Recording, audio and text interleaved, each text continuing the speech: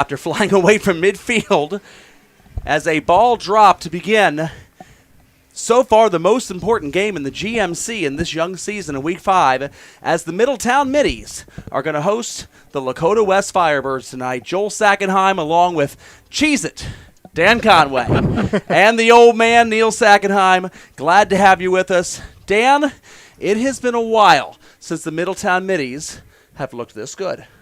That's very true. Last time Middletown was this good, it was 2011.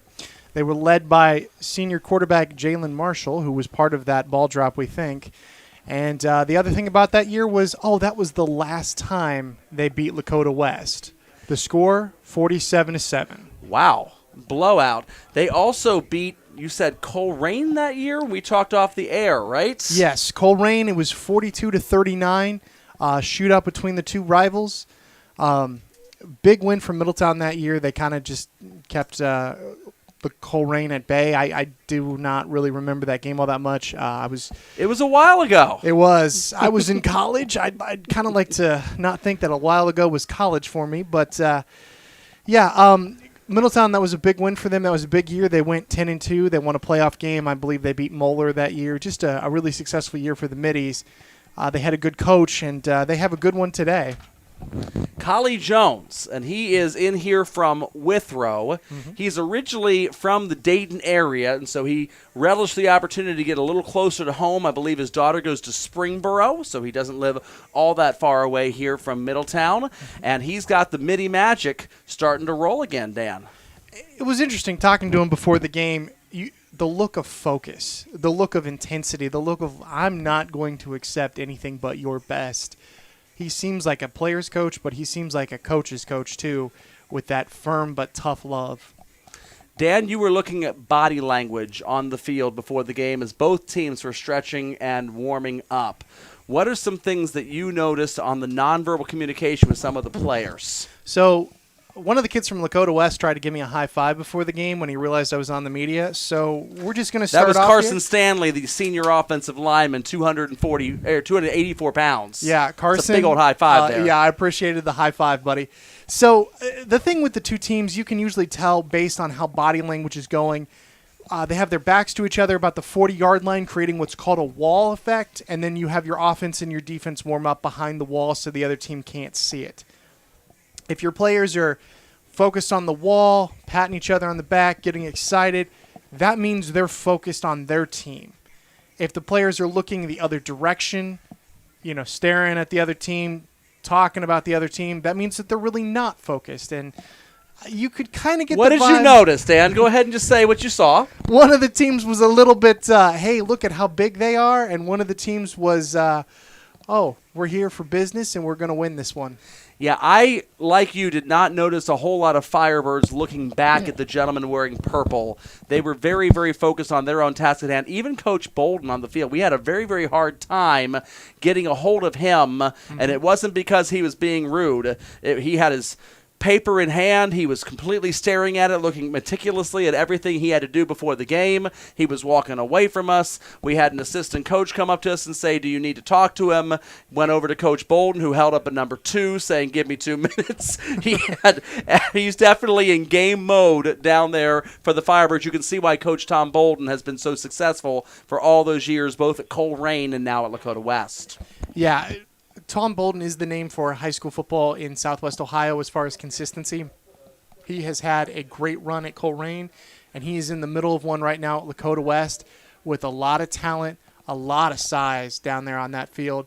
And the other thing, let me just say this, Coach Bolden did shake our hands. He did come over and talk to us. It was not rude. It was focused, and it was like, the media's here? Oh, okay, I'm going to go over it.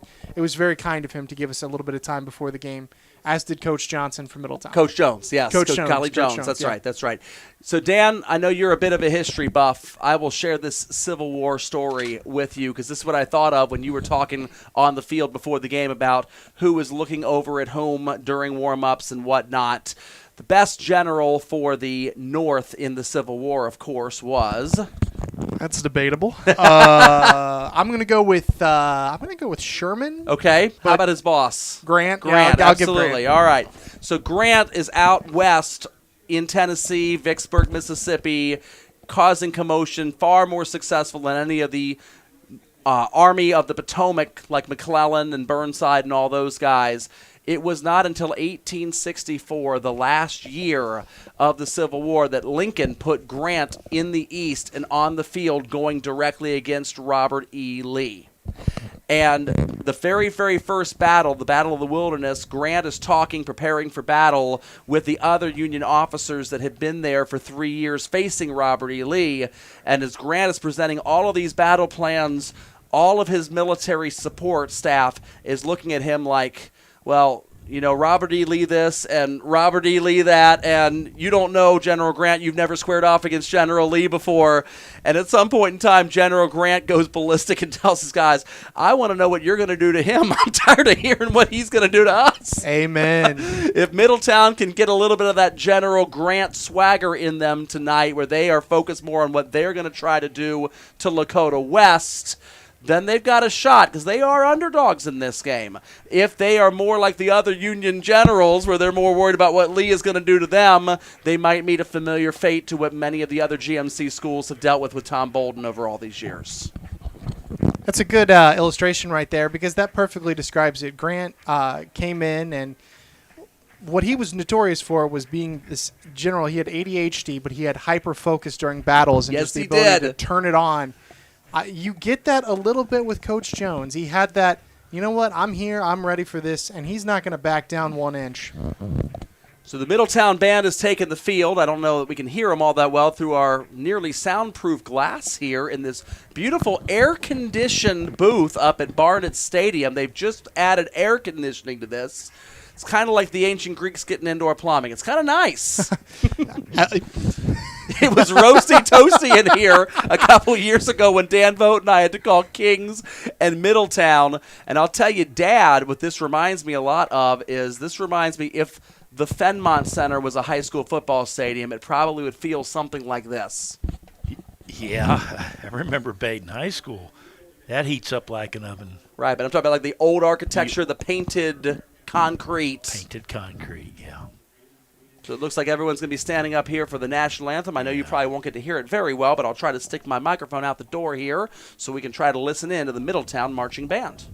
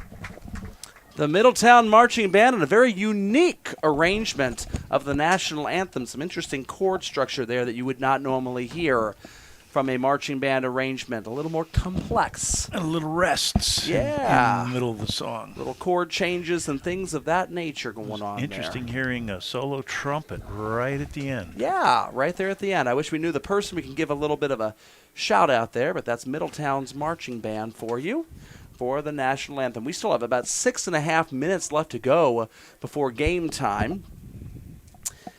The one word, Dan, that we heard on the field from both coaches, from Coach Jones and Coach Bolden, was the word physicality. Talk about Lakota West and what, if the game goes well for them, what does this end up looking like? The thing with Lakota West is it's the Coach Bolden blueprint that he's had for however long he's been a coach. Run the ball, stop the run. You dictate the terms of the game. If you do that, you're going to have success. Middletown, Coach Jones knows what's coming in here. Yep. And Middletown is 4-0. And that's exciting. That's a big, big deal for Midi Magic around here. But if I may also try to throw a little objective analysis at looking at Middletown's schedule. And if you'll pull that up where it says Middletown right there next door to you, Dan, you can actually see the playoff points for Division I Region 2. And Middletown is not in the same region as everybody else in the GMC.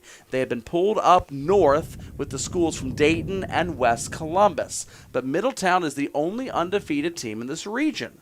They're 4-0, and only 3 teams behind them are even 3-1. So Middletown is sitting there very comfortably on the number 1 line for now. But look at who they've beaten already.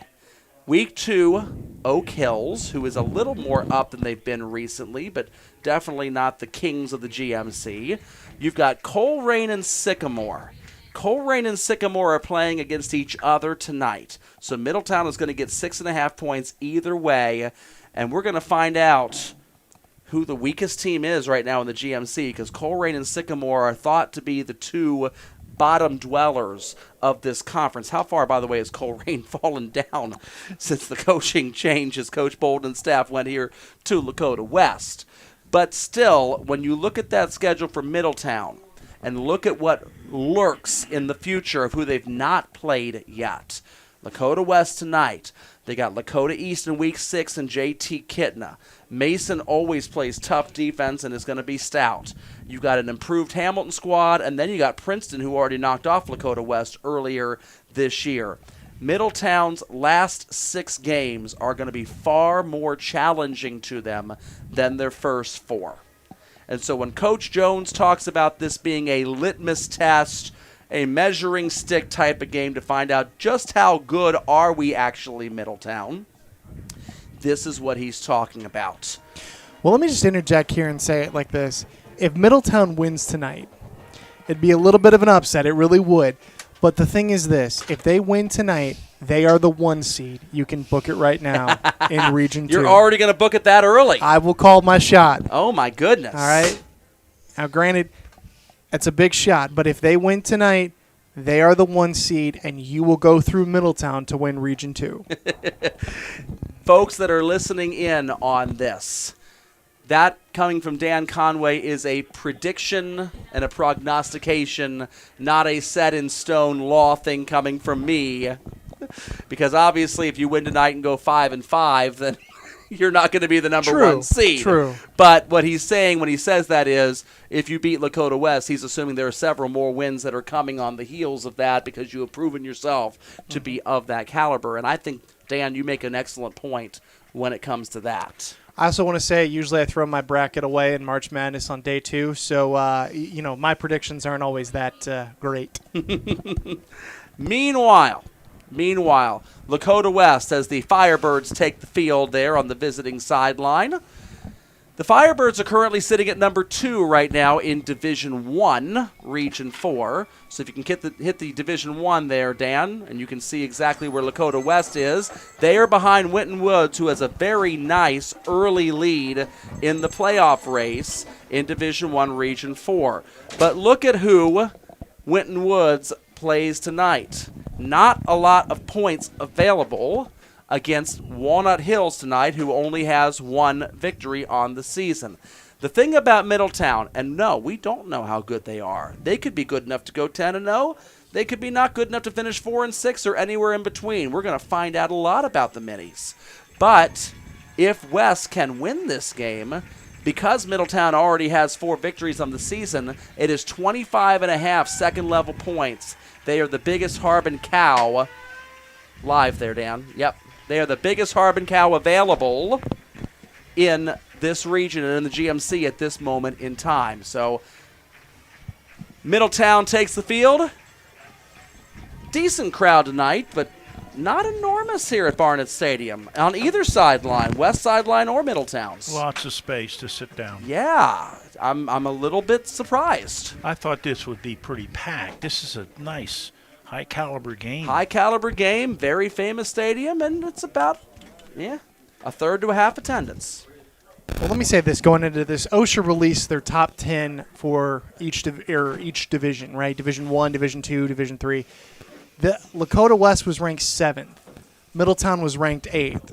So to put that in perspective. That's a poll, right? That's a poll, That's not Harbin rankings. Sorry, that's a poll. Okay. That's the equivalent of Missouri playing Southern Cal. For college football. For college football. Two powerhouses dueling it out. Yeah. That's high praise for Middletown. I think Lakota West, everybody expected them to be there at the beginning of the season. Middletown, we're going to find out. I am very, very excited to watch Coach Jones' team and to see what they are capable of in their first real big, huge test of the season. The Lakota West Firebirds coming in here as the clock ticks down to no time left, and looks like Lakota West is going to kick off to begin the game. Mm-hmm. Yeah, Dad, you saw the coin toss earlier. They won the coin toss, and they elected to defer. Also, on another note, it's really nice to have the uniforms be as bright as they are, that purple and white. And white and red. Thank you so much to both schools for being color-friendly to the announcers. We very, very much appreciate that. Very easy to read the numbers there. Looks like it's, go ahead. Yeah, big number 96 there for kicking off for Colerain, for Lakota West. Sorry, I'm calling a Tom Bolden game. Yes. Old habits die hard. Junior kicker, Kofi. Kofi, good luck kicking it off here. We're just going to do that. Adu Before. Yeah. Adu Before is going to kick this off for Lakota West. We have Max Johnson and Jordan Van deep for the middies, and this is a deep kickoff. Adu Before is going to kick that through the back of the end zone, and Middletown is going to be starting their opening possession on their own 20-yard line here at Barnett Stadium. Yeah, and Chris Carter Field. I was watching him warm up, and he was booting them pretty good. He does have a pretty nice leg here. He got a real nice leg. One of the early storylines for the game is going to be this. Number 7, Jeremiah Landers, is the starting quarterback from Middletown. He was out last week with an injury. He is back, and you don't miss this one. So here is, it looks like Kashawn Graham and Kassan, the quarterback, in the shotgun. Actually, next to him is Landers. That's right. Landers is the quarterback. 2 running backs, both to the same side of the field. Handoff to Graham. Graham is going to run it up the middle, and he's going to pick up 3 yards, and it's going to force a 2nd down and 7 for the middies. Looks like Lakota West has plenty of players up there in the box loading it. Number 5 specifically, we're going to highlight Micah Markley. Seemed like he was in there with the tackle. 2nd and 7 Middletown with a last-minute sub as Graham comes out, and you got a double receiver at the bottom side of the screen there, Dad, if you can get that. Stack formation, perfect for a screen if he wants to try to run that. Landers is the quarterback. Only one DB out there. It'd be a perfect time for it. And they're looking to the other side instead. Landers is going to be bull rushed and ripped and tackled. It looks like Micah Markley and friends back in the backfield for Lakota West. And Middletown is going to have a 3rd down and very long. So first thing, Vincent Giordino seemed to be the first guy there. He's a Bowling Green commit. Big player, going to be making a big difference in the MAC next year. 6'5", 271-pound senior defensive end. That is a big, big DN for high school football. 3rd down and about 14 yards for the middies. 1 running back and 3 receivers to the left side of the formation. 1 up top there. And this is going to be Landers back from injury. A swing pass, a little safe call to James. Demetrian James is going to be wrapped up and tackled by Vincent Giordano. Calling his name again, Bowling Green commit, headed off to be a Falcon next year. 4th down and 8. Lakota West defense has held. 3 and out for the middies, who will now be forced to punt. I think you saw an effort there, come out and run the ball, see, test the defense a little bit up the middle, see how they like it, and then try to pass the ball. And Lakota East with a lot of speed and a lot of size out there, able to handle it. Noah Nicholas, the punter for Middletown, and Reese Mason back at the opposite 45-yard line to try to return for Lakota West. Good snap. The punt is a little bit low. Reese needs to get out of the way. Now he's going to try to field it, and he's going to have some room. Well, he got a few yards there. A little gutsy there, Dan Conway. I know you did not approve of that move. No, I really don't like that, but you know what? Congratulations, you picked up 8 yards that I wouldn't have, and you're going to be starting in Midi territory at the 45-yard line. Beautiful field position for Lakota West. And Coach Bolden, we talked to him before the game.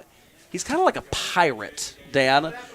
We talked about how good Middletown was, 4-0, having the best year they've had since 2011, and he got this almost Cheshire Cat grin on his face. Oh, just the excitement from being able to play. As he described it, I'm a Lakota West fan first, but I'm a GMC fan second. Sam Wiles in at quarterback, the senior for Lakota West. Got Braden Johnson in the backfield. It's going to be kept by Wiles. He's going to run up the middle, break a couple of tackles, and puncture the Middletown defense out to the 31-yard line. 14-yard gain on the play, and a first down and 10 for the Firebirds. Not a good start there for the Middies. Here's the thing. You're going to see this mindset. Run the ball, stop the run. Also, we want to apologize in advance. We are next to the Middletown coaching staff. If you hear any 4-letter words, they're not from Joel or I. I teach at a truck driving school during the week, and the language I hear there is still nothing compared to typical coaching staffs in high school football, I say. Wiles is going to fake. Play action. He's got a man deep. Little overthrown over the arms of Trey Barnett. And that's going to be a second down and 10 for Lakota West. Trey Barnett is a 6'2 senior. I imagine he's going to be getting some college offers just watching him run and warm up. He has a very, very long stride. Good runner. Let's see how he does tonight.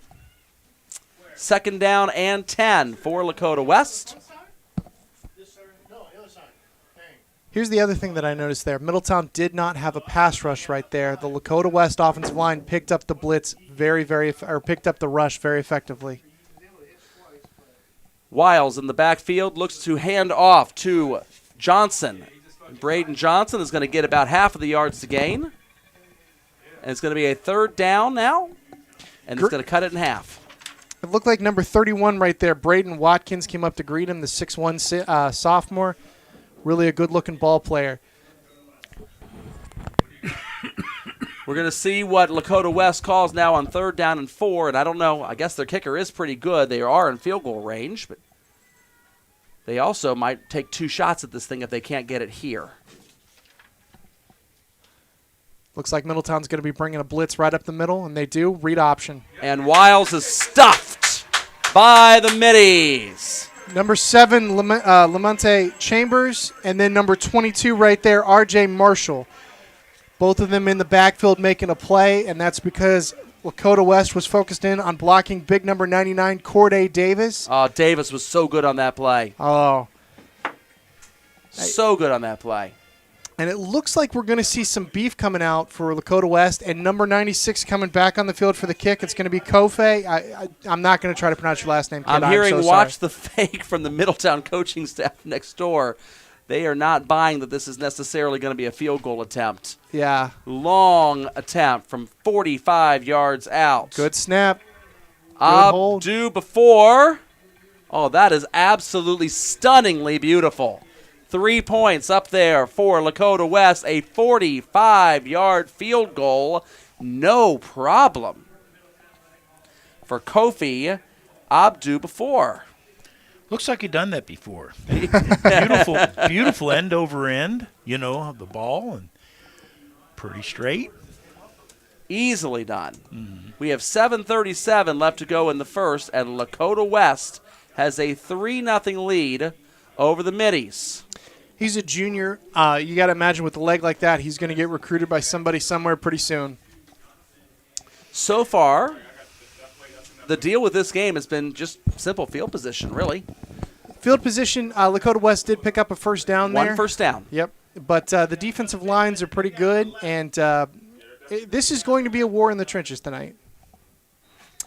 And so Abdu Bafour is going to go ahead and kick this ball off for West. We'll see if this one also lands in the end zone. Look at the leg on that kid. Wow. 7, 8 yards deep on the fly. It No didn't- problem there at all. That is a junior 6'1" kicker. Man.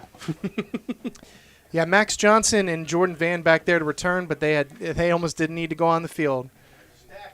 Lakota West fans, if you are listening in, here's a score that will interest you greatly. Chase Herbstreit, an 80-yard touchdown run. Yes, the son of Kirk Herbstreit. And St. Xavier has an early 7-0 lead on Moeller, 1 play into the game. West beat St. Xavier earlier this year, so 6.5 second-level points to the Firebirds if X can beat Moeller tonight down at Balaban. An incomplete pass on first down. The pass intended for Chandler Shields, but it kind of eats a little bit of field turf at the feet of the receiver. It's going to be a 2nd down and 10. A little bit of opening jitters right there. I know that they had a possession, but you got sacked on your first throw. Your second throw is going to be rushed a little bit right there. Settle down, Landers. It's okay. 2nd and 10. 2 stacks of receivers either side. And this is going to be a little crossing around the middle. They're going to throw the little swing pass to the running back. That is off the fingertips of Dimitri and James, and that was a very catchable ball, Dan. It was. What you have right there, running back looked at the ball, then looked down the field trying to make a play. Catch the ball, then make the play. Ask Mikey Brown Jr. of Wilmington and now Ohio Northern University, who we interviewed at halftime last week, about keeping your eye on the ball. 3rd down and 10 for the Middies. Now, if you're Middletown, you do not want a 2nd 3 and out here. Line's And giving him looking time. left. He's going to have to scramble a little bit, and he's bouncing off a couple tacklers. He's got the receiver, but he, again, a little short of Chandler Shields on the play. That would have been enough for a 1st down, but instead the Middies are going to have to punt. For those of you at home, it is really hard to move your feet to the left and throw with the right hand. That is an incredibly difficult throw. Nothing wrong with that one. He's got to sit in the pocket a little bit. He had some time, and what he needs right now is some confidence, right? It's the old-fashioned, you give him some confidence to start a game. It's the comfort food thought. Oh, yeah. The comfort food indeed. I love it.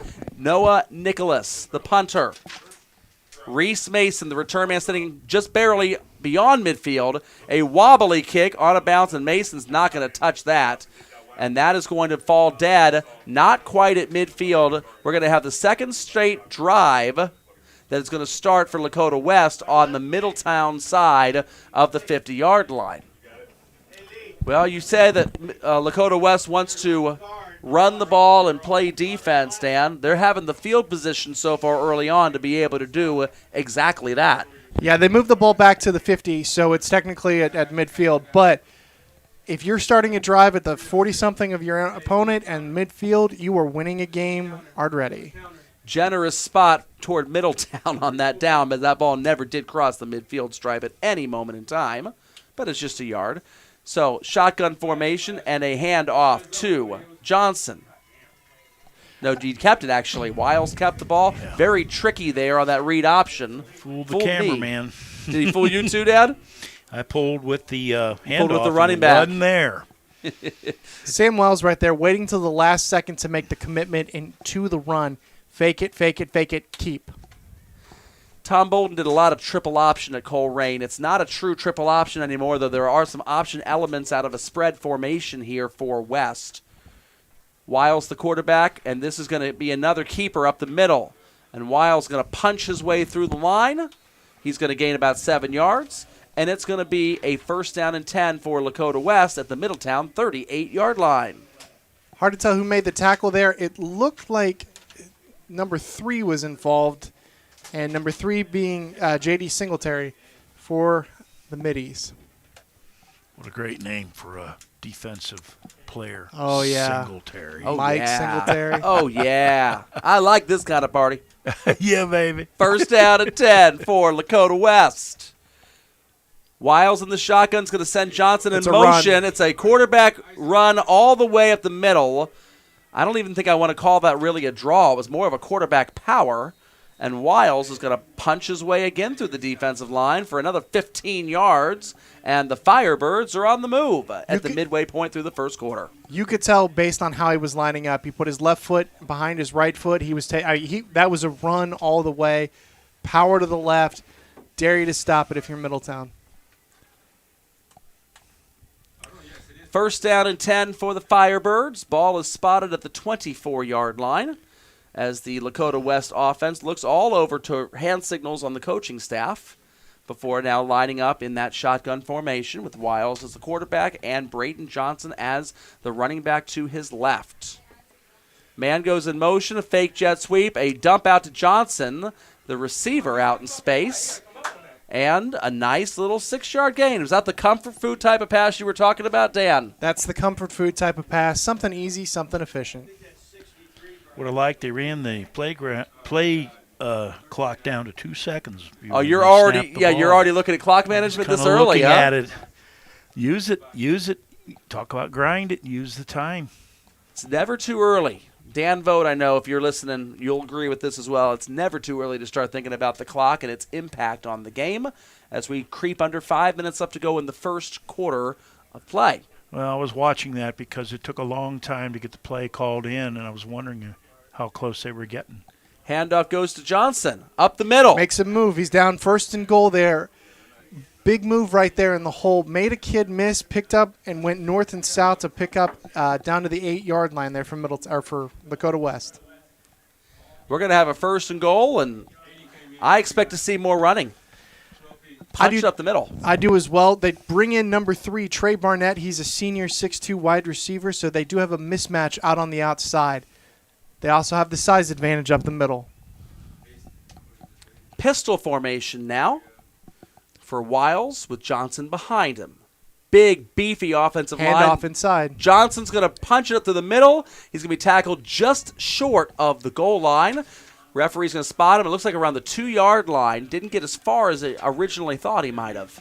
A lot of beef in there, Dan. A lot of beef, but the guy making the tackle right there is number 7 from Middletown. Or not number 7, is number 4 from Middletown, Jordan Vance, 5'7" defensive back, 165 pounds. He should not be the first guy to make contact with a Lakota West running back.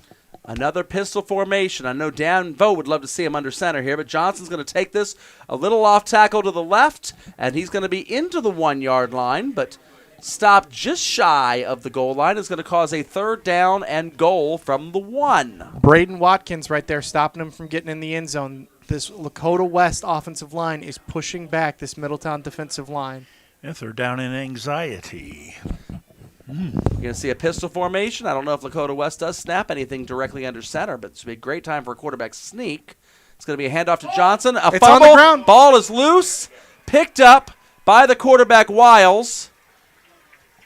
That might have been an opportunity if he could have thought to throw the ball away. He could have had a 4th and goal from the 1, but instead he's going to be taken down for a loss of only 3 yards, but that's probably far enough that West might want to go ahead and opt for the field goal.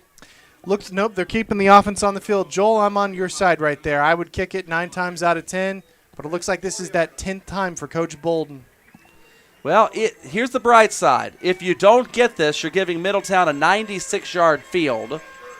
And the way you've been dominating field position with your defense through Middletown's first 2 drives, which were both 3 and outs, we'll see there's man coverage. And, Dad, if you can zoom out a little bit, you can see at the bottom of the screen there, Trey Barnett with one-on-one coverage. Fake Instead, the quarterback Wiles going to keep it. Does a juke.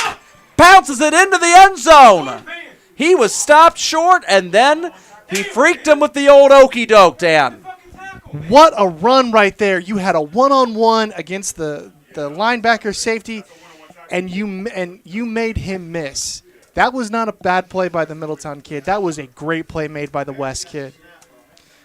A 4-yard rushing touchdown for Sam Wiles. The score is now 9-0 in favor of West as Adubafor goes ahead and lines up for the extra point.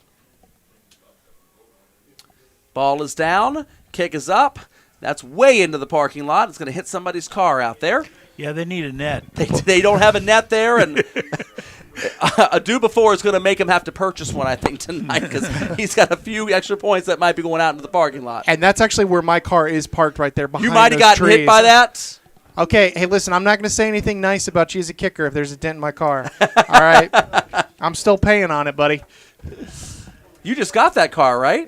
I did. And you put it right in harm's way. Well, I didn't quite know that Lakota West had an All-American kicker who's making everything and kicking it hard. Let's talk, though, about that possession. No pass plays. No pass plays at all. Why? No, you had the one little swing pass to the running back, but it was a very safe and conservative one. It almost worked like a long handoff, really. It's just big boy football. It's can you stop it? And so far the answer from Middletown is not no, yet. we can't. They've contained it somewhat, but they've not been able to fully stop it. Kickoff, low line drive. This is actually returnable. It's going to bounce into the arms of James. James going to bounce it out toward the sideline, and Middletown is going to have their best starting field position of the night. Now let's see if that can spark him here. Demetri and James, a really nice return there by the sophomore running back, 5'8", $170. He's got some twitch, some make you miss type ability. I like that run back right there. And like you said, they're starting about the 24-yard line. 1st and 10 for Middletown. They're going to be spotted back at the 22. Not a very generous spot there by the officiating crew, but turnabout is fair play, I suppose. Yeah, I'm kind of used to there. seeing bad calls. The Kansas City pass interference here we at the end go, of the game. Bengals fans. Listen up. Wow.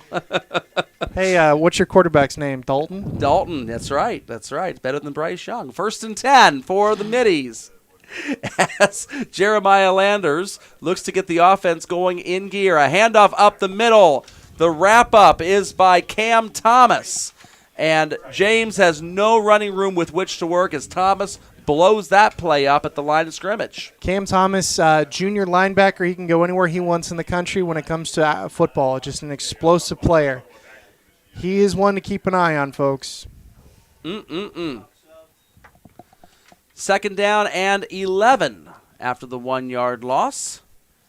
I like having a fullback in the backfield and still being in the shotgun. You got a blitz coming off the left side. Cross blocking coming. There's the little timing pattern, and that was a more accurate throw to Chandler Shields, who couldn't quite come down with the football. And that is on the receiver. I know that ball is hard to catch. You are 6'3". If you get your hands on it, you need to hold on to it. That's one of those timing patterns, Dan, that actually looked like the quarterback was on the same page, very much so. He's letting the ball go as the receiver is planting his foot at the top of that dig route and coming back for the ball. That's exactly like you really want to draw it up. You just got to catch the ball. And now, that was a comfort food. Here's you something go. You're good at. We're going to get the ball to you and let you go.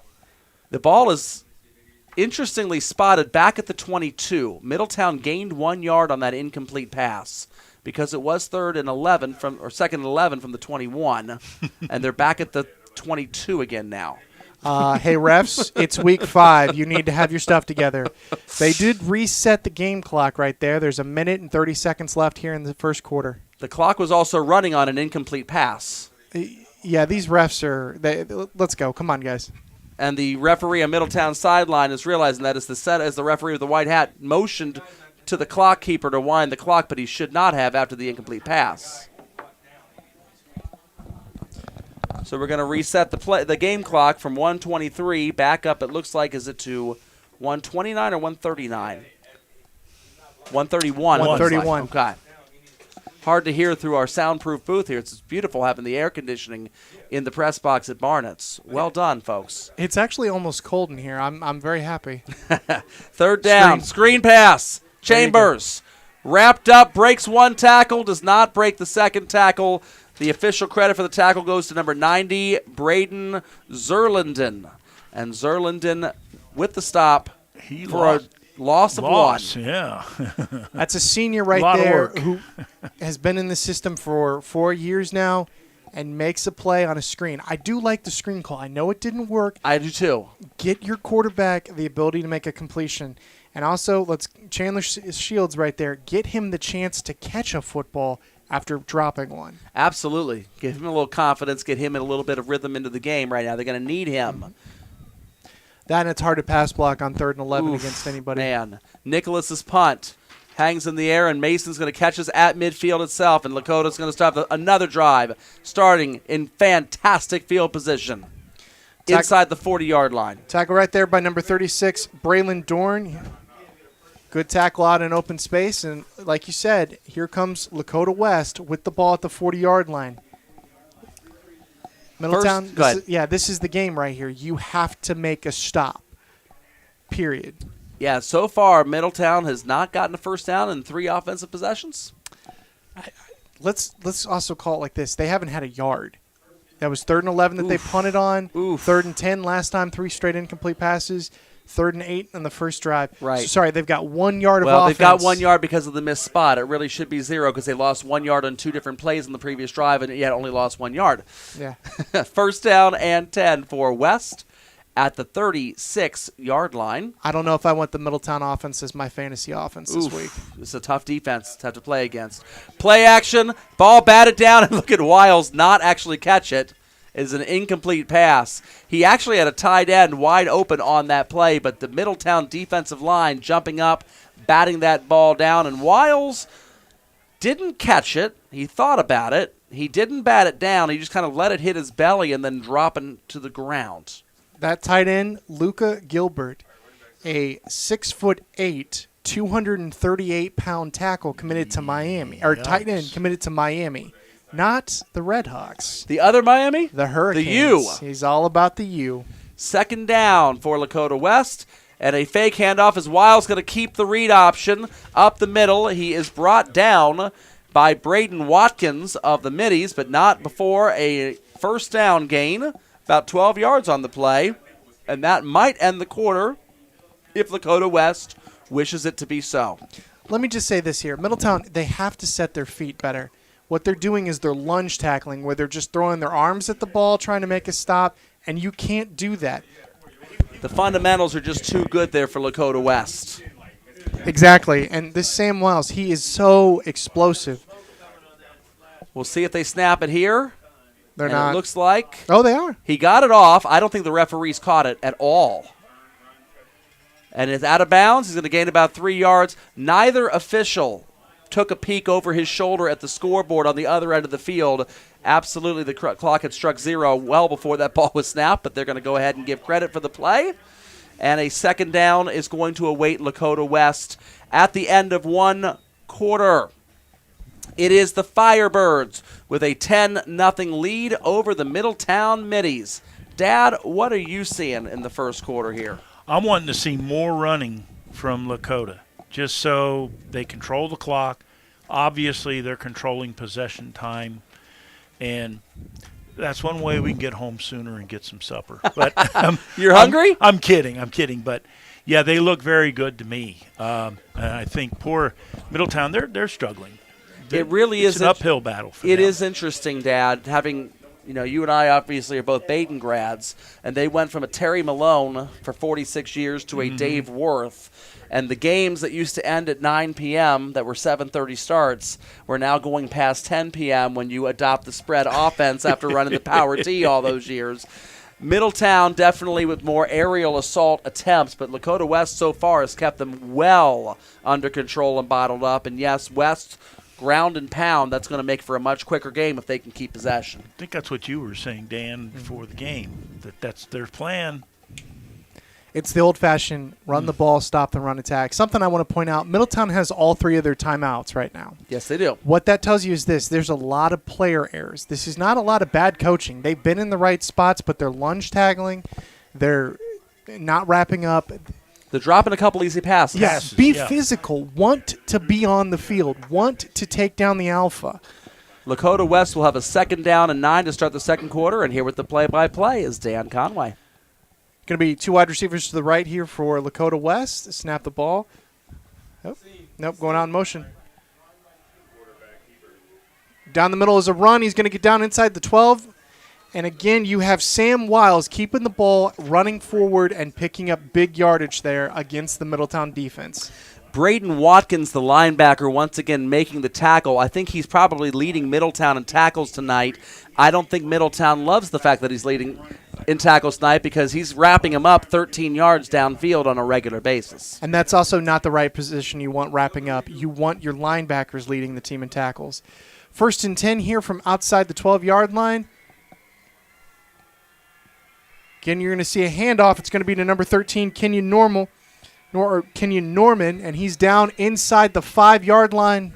First down and 10 again for Lakota West. West is now back inside the 5-yard line. If you remember the last drive, West had a bit of an issue punching the ball in from inside the 5. It took them 4 tries to finally get it in, and a heroic effort by Wiles on a 4th and goal from the 4-yard line to beat a one-on-one open field tackle to get in. We'll see if West is able here to puncture this Middletown defense on a shortened field. Well, and that was also right after you said go under center.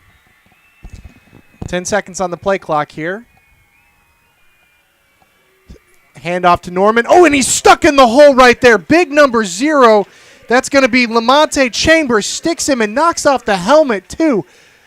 Big time tackle right there by Middletown. 2nd and goal for the Firebirds. Interesting deja vu. We're on the line, and Middletown getting really stubborn. Chambers has to come off and sit for a play, though, because of the helmet popping off, and that is not to Middletown's advantage. No, it's not. Big hit, though, that gets the team and the crowd into the game. 2nd and goal. Handoff again to Norman. He's going to cut it upfield on the counter, and he's in the end zone. Touchdown, Lakota West there. We apologize about the language in the next room over. 16-0 here, Firebirds early. That was Kenyon Norman, and I can't help but notice with Chambers off of the field for that play without the helmet, they managed to run the ball right to his gap and put it right there at his backup. Yeah. Well, and the thing is, you also saw back-to-back runs to Norman. They knew where the ball was going to go. It didn't matter what and who Middletown had on the defense. New kicker coming in. Hopefully he doesn't damage my car, too. He's kicking the wrong direction. Jacob Seitz. And the senior puts it up, and it's good. So 17-0 here in favor of the Firebirds. Joel, let's put you as the coach of Middletown. What are you doing to get back in this game? Well, if Lakota West is still focused on the line of scrimmage attack, I think you got to do more screens. Mm-hmm. I know the one that Middletown ran to the receiver Shields did not get them what they wanted to, but those type of plays are going to try to get the athletes more in space. Both coaches before the game were talking about Middletown having a bit of an athletic advantage while West had the physicality advantage. And so Middletown, you're not going to out-physical Lakota West. Maybe you can out-athletic them. I think that's a good strategy. Neil, what are you seeing? I wonder if they shouldn't try more running. And the only reason is you got to only open up that line for a brief moment for a run to go through, but you got to hold for passing. And I sense that Middletown's throwing a lot of passes.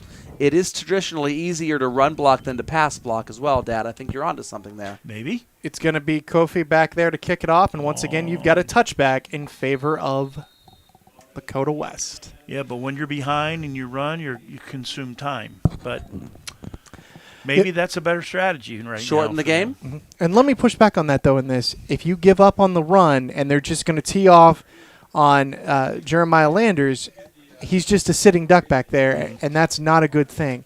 Run the ball, mix it up a little bit, and send Lakota West a message. Hey, we're in this too.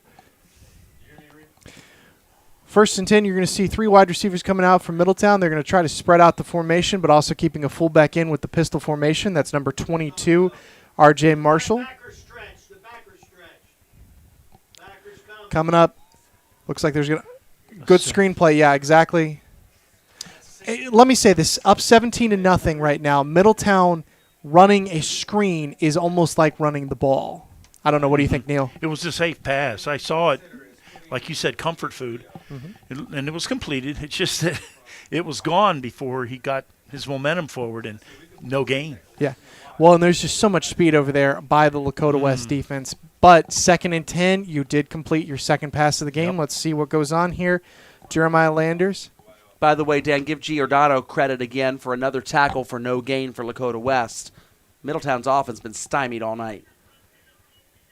Looks like there's going to be press coverage. Handoff going out to the left side and stood up after a quick run right there is Grant Berman with the big tackle by Lakota West. And again, they're in the backfield making a play. Graham could not get away from Bierman, who wrapped him up at the point of attack, a couple yards deep in the backfield. Loss of 1. And how many times have we said this tonight, Dan? 3rd and 11 for the Midi offense. Mm-hmm. You don't want to be saying 3rd and plus about – well, you don't want to be saying 3rd down in anything, but – trips right going out from Middletown. Crowd trying to get into the game. Pass going back. Throw. It's going to be number 2. He's got a chance, and it's incomplete right there. Max Johnson had his hands on the ball, and that's a problem. Not getting up right now is the Lakota West defender. He made a heck of a play there. Max Johnson had one-on-one coverage, had inside position, everything you might want there for Middletown. I can't see the number of the Lakota West player that is down, but that was the defensive back that broke up the pass in the air and prevented what would have been a 30-yard completion. Let me just say this right here. Jeremiah Landers, that was a good ball, all right? He's not 16. played poorly. He's just got to get a little bit more time, but I like the touch. Number 16 right there is the injury. It's Colin Ogletree. He's a junior, 6 foot. Good to see the crowd clapping him off right there. Wonderful play. My compliments on the throw. It was right there. Middletown taking a shot right there. They are not afraid of Cole Rain. Cole Rain. You're going to do it all night, aren't you, Dan? Tom Bolden, the colors are the same. I get it.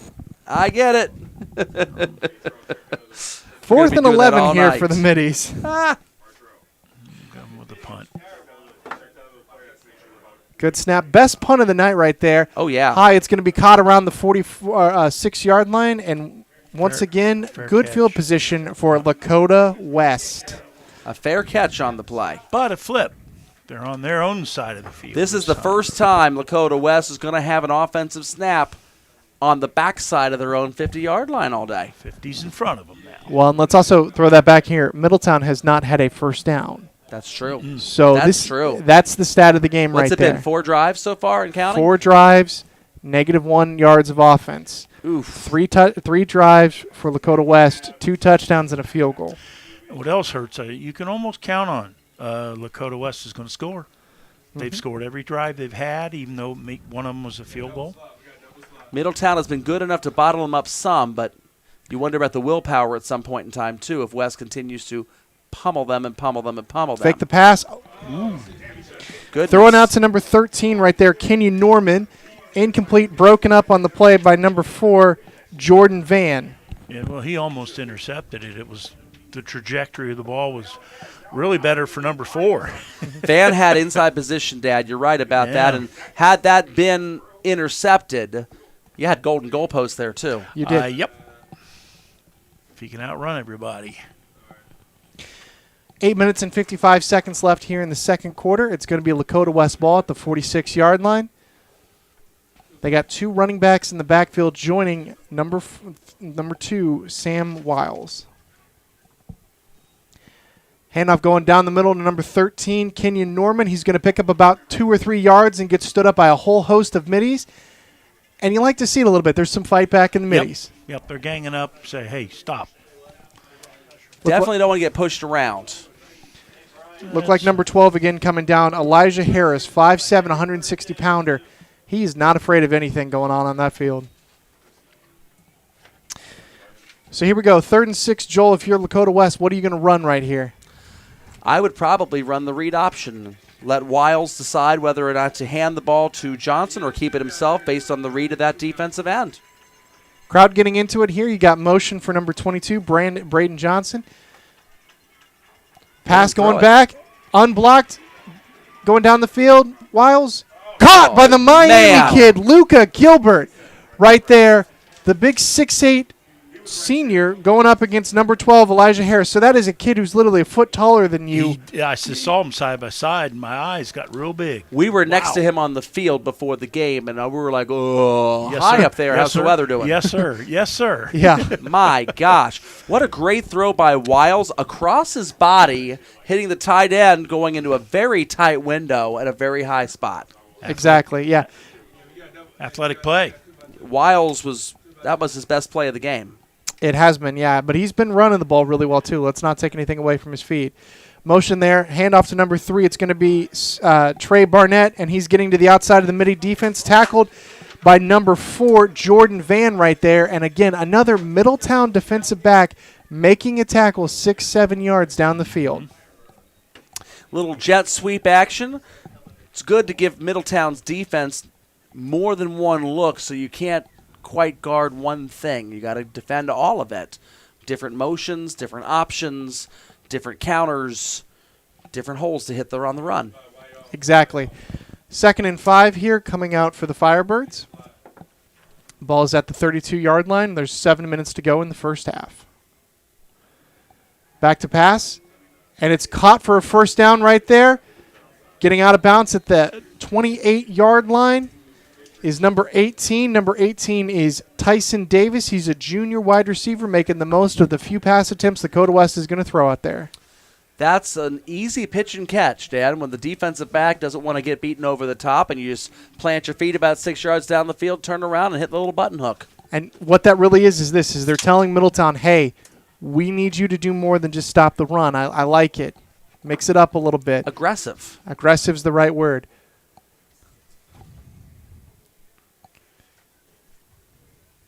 Wiles going to go back and pass again. He's got time. He's got a man. Oh, boy, a little long. And looks like that was incomplete. Once again, pass. Actually, no, this time it's going to be to number Johnson, number 22 there for Lakota West, and he's currently limping off the sideline.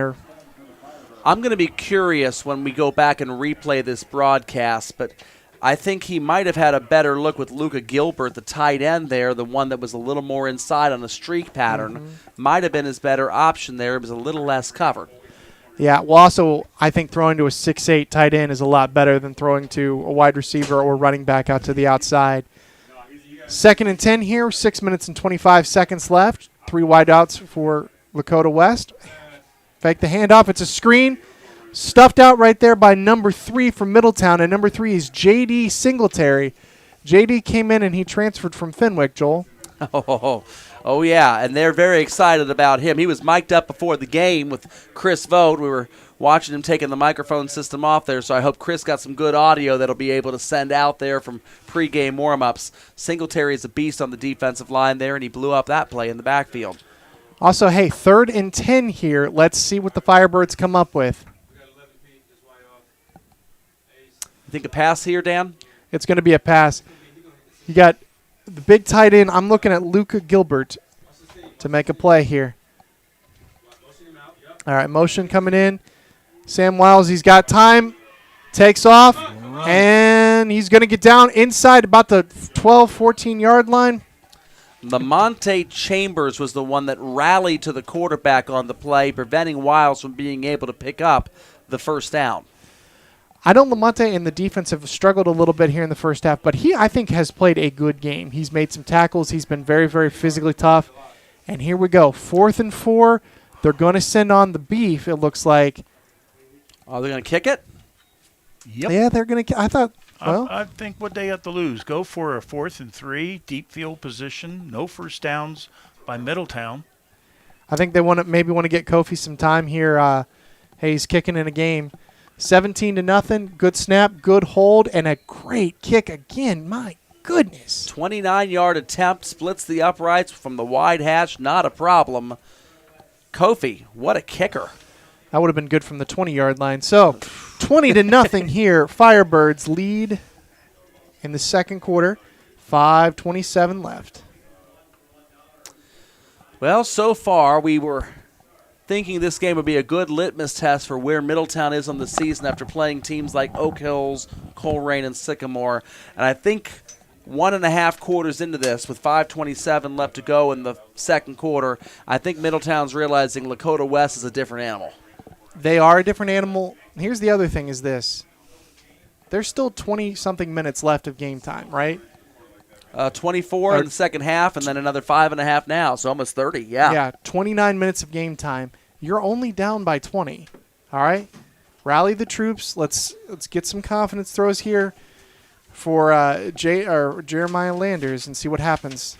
Kofi again with another monster kick. Why even bother trying to line up for a return at that point in time? You got no chance. First things first, let's get a first down. You're right, Dad. Start moving. It's not been easy, has it? But it's easy for me to say that. Lakota West defense, they are for real. They're fast and strong. It's a potent combination. And I'm going to give you one more on top of both of those. Fundamentally sound. Yes. You do not see drop passes. You do not see missed blocks. And you don't see missed tackles. First and 10 here for Middletown. Jeremiah Landers going back at the quarterback position. Blitz off the left side. They pick it up. He's got a man. That's got to be a flag. No. Their feet got tangled up. Intercepted on the play. Looks like Lakota West ball. And you've got a penalty going on. There's going to be some taunting going on there by Lakota West after we compliment them for being fundamental. Did you get that, Dad, on camera? I don't know if I did. Okay. So basically it looked like a pass interference that was not called on the Lakota West sideline. You had an armful of jersey, then possibly some feet getting tangled up. I'm sure without the flag down there, the referees would argue the feet got tangled up. You then had a dead ball personal foul after the interception, trying to block 30 yards away from the pick. And so that's going to be on Lakota West. So West is going to keep the ball with the turnover. No pass interference called on the play. And then it's going to back them up 15 yards, but still first and 10 for the Firebirds. Not what the doctor ordered right there. Creighton Wood is 53 for Middletown. He was involved in something after the play. I like to see the coach, Jones, settle him down, pull him over, talk to him. Really good coaching there by Middletown. And it looks like, okay, so they called pass interference on Lakota West. The Middletown offense is still on the field. There was also a penalty on Lakota West at the end of the play, and the Middletown offense is now jogging off the field. The Lakota West offense is on the field.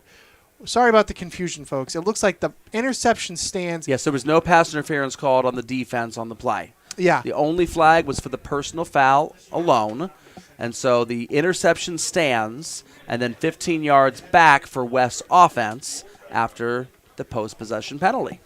Thank you for explaining that, because I was trying to understand the Middletown offense was still on the field. First and 10 Firebirds at the 44-yard line.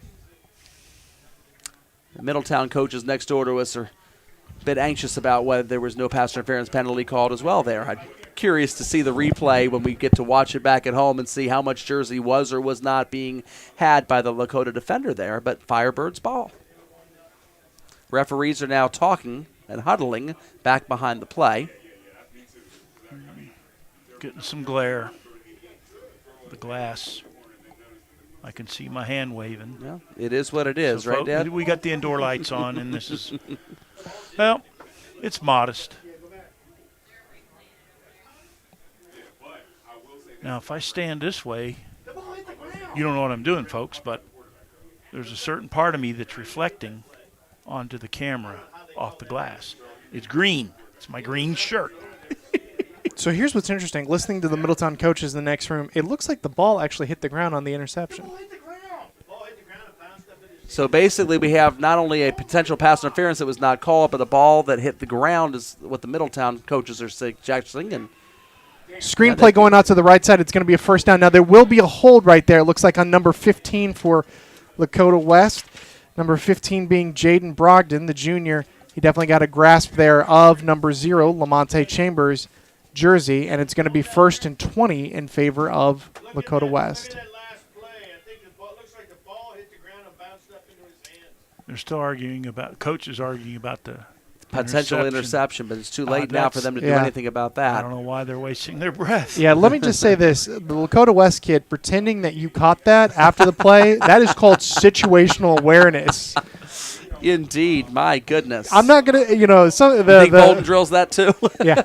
I mean, the Middletown coaches might be using another word, but situational awareness. Situational awareness indeed. Well, it's true. I mean, there's no instant replay in high school football, and can't overturn a call like that. So here we go. So after all the confusion, it's now going to be first and 16. There's 5 minutes and 12 seconds left. 20-0 Lakota West with the lead. You can see that on our screen. And they're going to go with 3 wide receivers here. Middletown's getting yards and getting clock.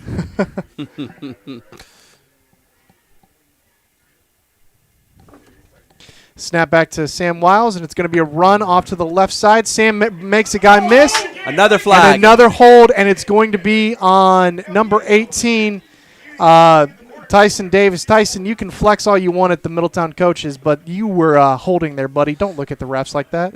Well, the funny thing was he thought he had a very, very big gain, and then when he looked back after his little celebration, he saw that the hold was back there at the 45-yard line. The flag on the field is like, oh, my gosh, really? Really? I just don't like seeing taunting right there. That wasn't sorry, Tyson. I should be nicer. So it's going to be first and even longer here as the apparently the most successful drive for Middletown today has been Colerain's offense committing holding penalties. West's offense committing holding penalties. Cheese it, I'm loving it. Not ready. Not ready. Not quite ready. Bolden was coach at Colerain for a very, very long time. To be fair, I'm sure there are times he goes back into the Cardinal Stadium. Really, really good, Dan. Thank you. You're doing great. You are doing great, Dan. Oh, here we go, folks. First and it looks like 20 here for Lakota West. Handoff off the right side. It's going to go to number 13, Keenan Normal, and he's going to pick up about 5-6 yards, and it's going to be second and about 15. Joel, what's the playbook for second and 15 for this Lakota West offense? Well, I think you want to keep control of the football. At this point in time, you're up by 3 scores. You've got no reason to think that your defense is going to give up a whole lot to Middletown if you have to punt. So run the ball, work on the clock. If you punch one, I mean, there have been several Wiles runs that have gone for 13 yards into the defensive backfield. So try your luck out. I like that strategy. Again, you're seeing Luca Gilbert there on the right side of the offensive line for Lakota West again. Snap back to Sam. He's going to hand it off to number 13, and Kenyon Norman is going to get in space, and it's going to be third and short here after another tackle by number 12, Elijah Harris. How nice is it for West to be able to just straight handoff and you got 12 yards on second and 15? No problem with this playbook. I don't know what you're talking about, guys. We got this under control. No issue. The other thing that you're seeing is it's the same formation. 2 wideouts to the right, tight end to the left, and another wide receiver. And first down and 10 again for Lakota West as they just push this Middletown offensive line back. Well, the only problem in Middletown, they're not at the 2-yard line now. They would stiffen up, not let them in, but out here at the 45, there's plenty of room to go through. Well, it was first down and forever after multiple penalties, and yet Lakota never even dreamed of throwing the ball. All running up the middle. They really don't need to. This is a little more concerning, though, for Middletown's defense. You got to tighten up a little bit. 3 minutes and 19 seconds left here on the clock in the first half for Lakota West. And Middletown's D's been out there for a while. They have. You're right. They may be getting a bit gassed. Wiles going to throw it down the middle. There's Luca, and he's got it down inside the red zone. He's going to go down inside the goal line, or not inside the 10, first and goal the for Luca at the 5-yard line. That was thrown on a frozen rope on a tight end streak pattern there, and Middletown's defenders, their eyes all in the backfield looking for a potential handoff or read option, and Wiles just goes ahead and whistles that ball right over there to Luca. Echoes of Werewolves of London. The throw was perfect. Yes. Yes. It was right in stride. Now, if you're Lakota West right here, what you want to do is kill some clock. Again, same formation they've been in the entire game. Fake the handoff, number 2. Wiles. And he's in the end zone. Touchdown. Oh, no, he's going to be touchdown. Yes, 26-0 here. Bottom referee at the bottom on the Middletown sideline was the one that had the better angle on that. The top one was still deciding whether to mark him down at the 1-yard line or in. The bottom official was the one that had that, and it is 26-0 in favor of Lakota West. 2 minutes and 30 seconds left here at halftime, or in the second half. Second quarter. Yes, sir. You got it. Words are hard. What's the running clock rule, Joel? 30? It is 30 points in the second half of the game. Just the second half. Well, they're down to 3. And that may happen. No, probably not this quarter. But well, it would have to be in the second half. Right, whenever. Yes. Just saying when there's a 30-point deficit. Right. You're looking forward to that running clock. Oh, boy. Ooh, boy. And West certainly has put their foot on Middletown tonight and said, Midi Magic is not happening to us. Yep, 27-0 here in favor of Lakota West. 2 minutes and 30 seconds left, and it looks like fans are already headed to the exits. That's awful early for that, guys. Come on. Yeah, we're on camera. Pretty much. Let me suck in the gut and show the smile. Pretty sure. Yeah. As it gets, I don't know, these overhead lights. Yep. Getting the little glare Sorry going about on there. the disturbance, folks. No, he didn't. It was play action. Kickoff again here by Kofi, and again it's a touchback out the window. What a leg on that young man. It took about 2 bounces in the end zone and went out. Something else I'm really liking about Lakota West, number 23 right there, Nathan Huggins. He's a senior, 6 foot, running through the end zone on a kickoff at 27-0. You can tell the kids that love the sport, and you can tell the kids that like the sport. And a young man running through the end zone up 27-0, he loves this sport. And that's a love of the gameplay also, Dan, because you already know your kicker is going to be most likely touchback in that ball anyway. It's not also like an it's surprising. athleticism play because the one kickoff I didn't get to the end zone. It was too far of a run. 1st and 10 here for the Middies, and we got a successful run play going up the middle. The most successful play of the night right there. It's going to be by number 24, Yeah. and that's going to be Dimitri and James. A little bit of confidence there. 2nd and 1, much better than 3rd and 11.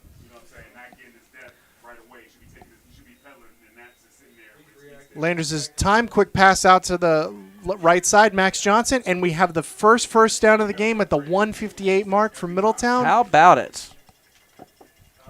Getting some confidence. You run the ball. I like this. And the fans are definitely excited about this one, too. 20, They're waving them on to the first down. 27-0 here, but Middletown showing some fight. Lander's going to hand it off to James, and he's going to get spun down in the backfield by number 0 for Lakota West, Cole Mundy, 6'2" senior. No, that wasn't. No, that was number 8, Cam Thomas. Timeout. Who's took the timeout, gentlemen? Is that Didn't catch Middletown's timeout? I might get signaled here. Here we go. Timeout. He didn't point. He just waved his hands. It's timeout, Middletown. White hat, Joel, right? White hat. Well, he just waved his hands. He didn't point either way. And Dan's got this cleaned up. Well, Dan, is this what you expected? Not really. You were expecting a little bit more of a fight here out of Middletown, but it's not over yet, and you have to have that mindset going into the second half. It should not be, hey, we're going to avoid the running clock. It should be, hey, we're going to score here, and then we're going to move the ball in the second half. 96 seconds left in the half. There's an opportunity to be able to do something. Neil, what are you thinking? Find a weakness and exploit it. You almost might want to throw caution to the wind a little bit and see if you can chuck it deep. I mean, you've got some athletes out there in space. And they did almost complete that ball earlier in the game. Landers does have a nice arm on him. Handoff, or fake the handoff. Landers going to float a screen out to the right side, and it's going to get stood up immediately by the Lakota West defense. Completions for negative yards, though. Number 14, he's got a good name, Joel Drake. Oh, wow. Drake, what a great name. I like that. We got a timeout That being one's called probably by Lakota West. Yeah, that one was Lakota West. They'd like the ball back one more time before this quarter just ends, might. gentlemen. And why not? I mean, you can go up by 30 before halftime and puts the running clock into play at the beginning of the third quarter. And they have a foot that could kick a That's long true. field goal. They got the guy. So they're probably thinking, What a weapon. What an That's absolute possible. weapon. I like that decision. So It's a a minute and whole 29 nother level. seconds left here. 2 timeouts for both teams. And we've said it a couple times today. 2nd and long, 3rd and long. This is going to be 3rd and 13 for the Middies. And 3rd and 13 has been a lot less friendly to Middletown today than it has to Lakota West's offense. Trips to the right here for the Middies.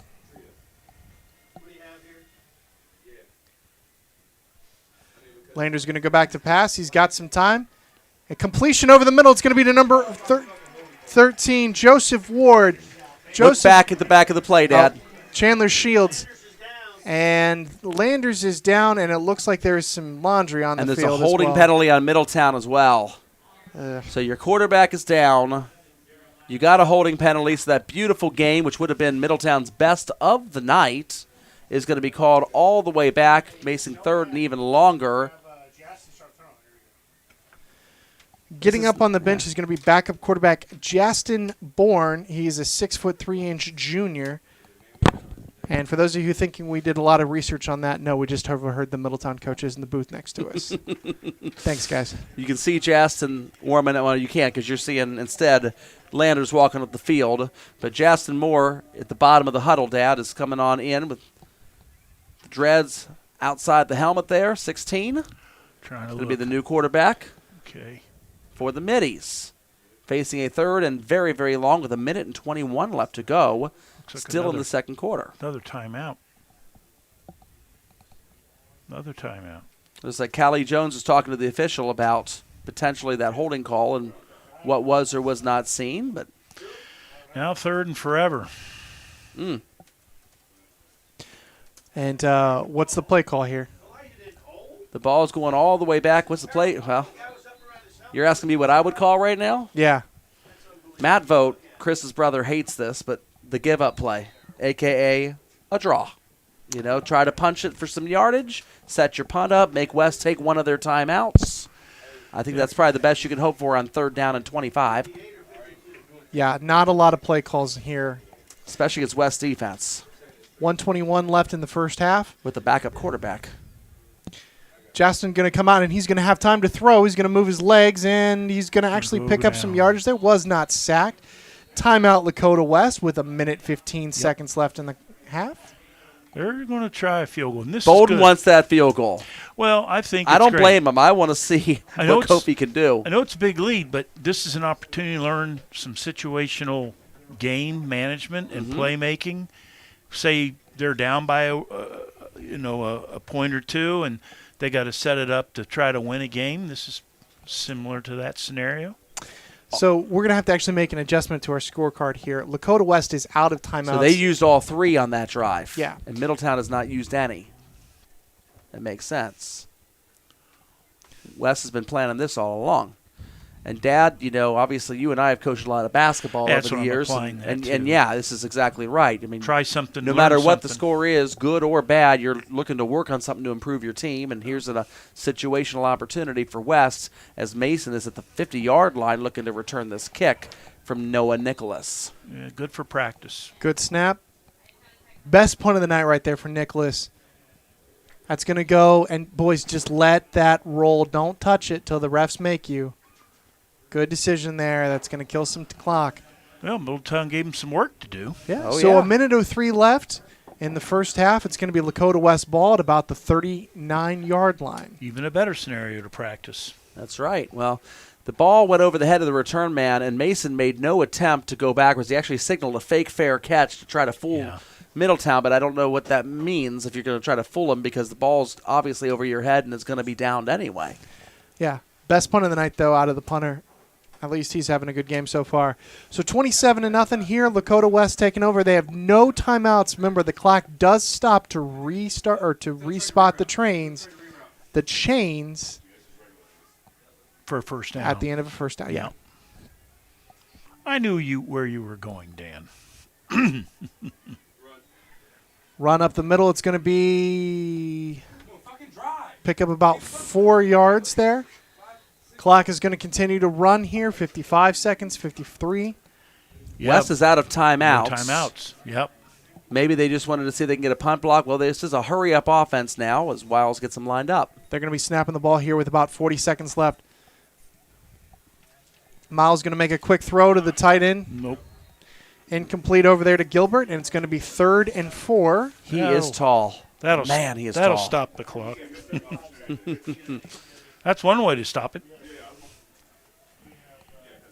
Yeah, he's big. 88. 88. Yeah. 6'8", good hands, really athletic, and moves really, really well. That's a problem mismatch. and it looks like he's going to be going up against the 5'7" Elijah Harris. Again, yeah, boy. right there. There's the coverage for it. Screen play to the right. Almost picked, but not quite. And he gets out of bounds. His number 22 right there, Braden Johnson. Good call there for Lakota West. They're going to have a first down and get into Middletown territory at the 49-yard line. 29 seconds left. Really, really good situational awareness for Lakota West there in getting not just the first down, but also getting out of bounds to not just pause the clock, but stop it. We have an injured Mitty on the field back behind the play. That's also going to stop the clock a little bit, too. So, once again, no timeouts here for Lakota West. The injured Mitty is going to be number 88, and that is Caden Rakib. Rakib, yep. He's a junior, or he's a senior at 6 foot from Middletown. He's fine walking off. He'll on be his okay, own it looks power. like. It's a good sign. Might have had his bell rung a little bit there. So we're at a 67-yard field goal, 66-yard field goal attempt from here. They need about 20 yards, right? Kofi's got a leg. I don't know if he's got Brandon Aubrey's wanna see what he's 66-yarder got. leg, but he's got a leg. If it's anything, I'd put some. I bet he makes that from 66. I want to see what he's got. I do too. So you're going to see first and 10 here for Lakota West. Wiles going to move out to the right here. Passes it over the middle, and it's caught. It's going to be short of the first down right there. Flag, helmet to helmet. That was a tough call on Middletown. Good tackle, good hard hit, but I think they said he led with his helmet. The other thing is going to be that's going to stop the clock. So 21 seconds left, 2nd and 1 right now before the penalty. Jaden Brogdon with an excellent catch over the middle for the Firebirds of Lakota West. Referees are discussing this. I don't know if anything's set in stone yet. The one thing that's going to help Lakota West, even if they pick up the flag, is they get a free timeout off of the situation. They do, yes, exactly.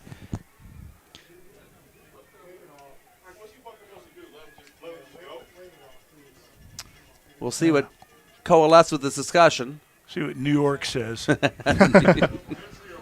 Waiting for the call, folks. He's coming. They're going to wave off the flag. Good decision there. Okay. So 2nd and 1, 21 seconds left here. The clock is immediately going to run on the ref's signal. Good pickup, Dan.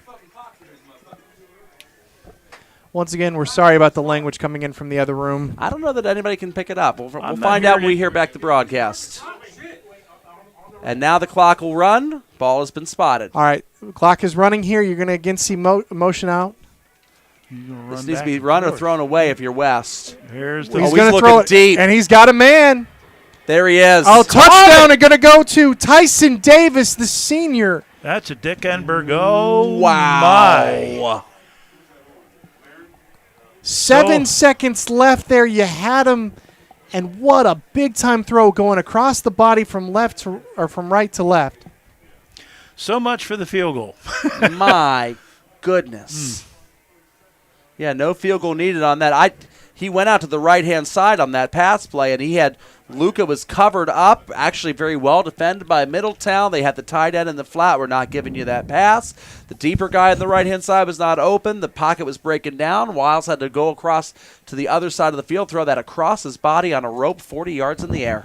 Backup quarterback Jacob Seats in there to be able to make the extra point. 34-0, Lakota West.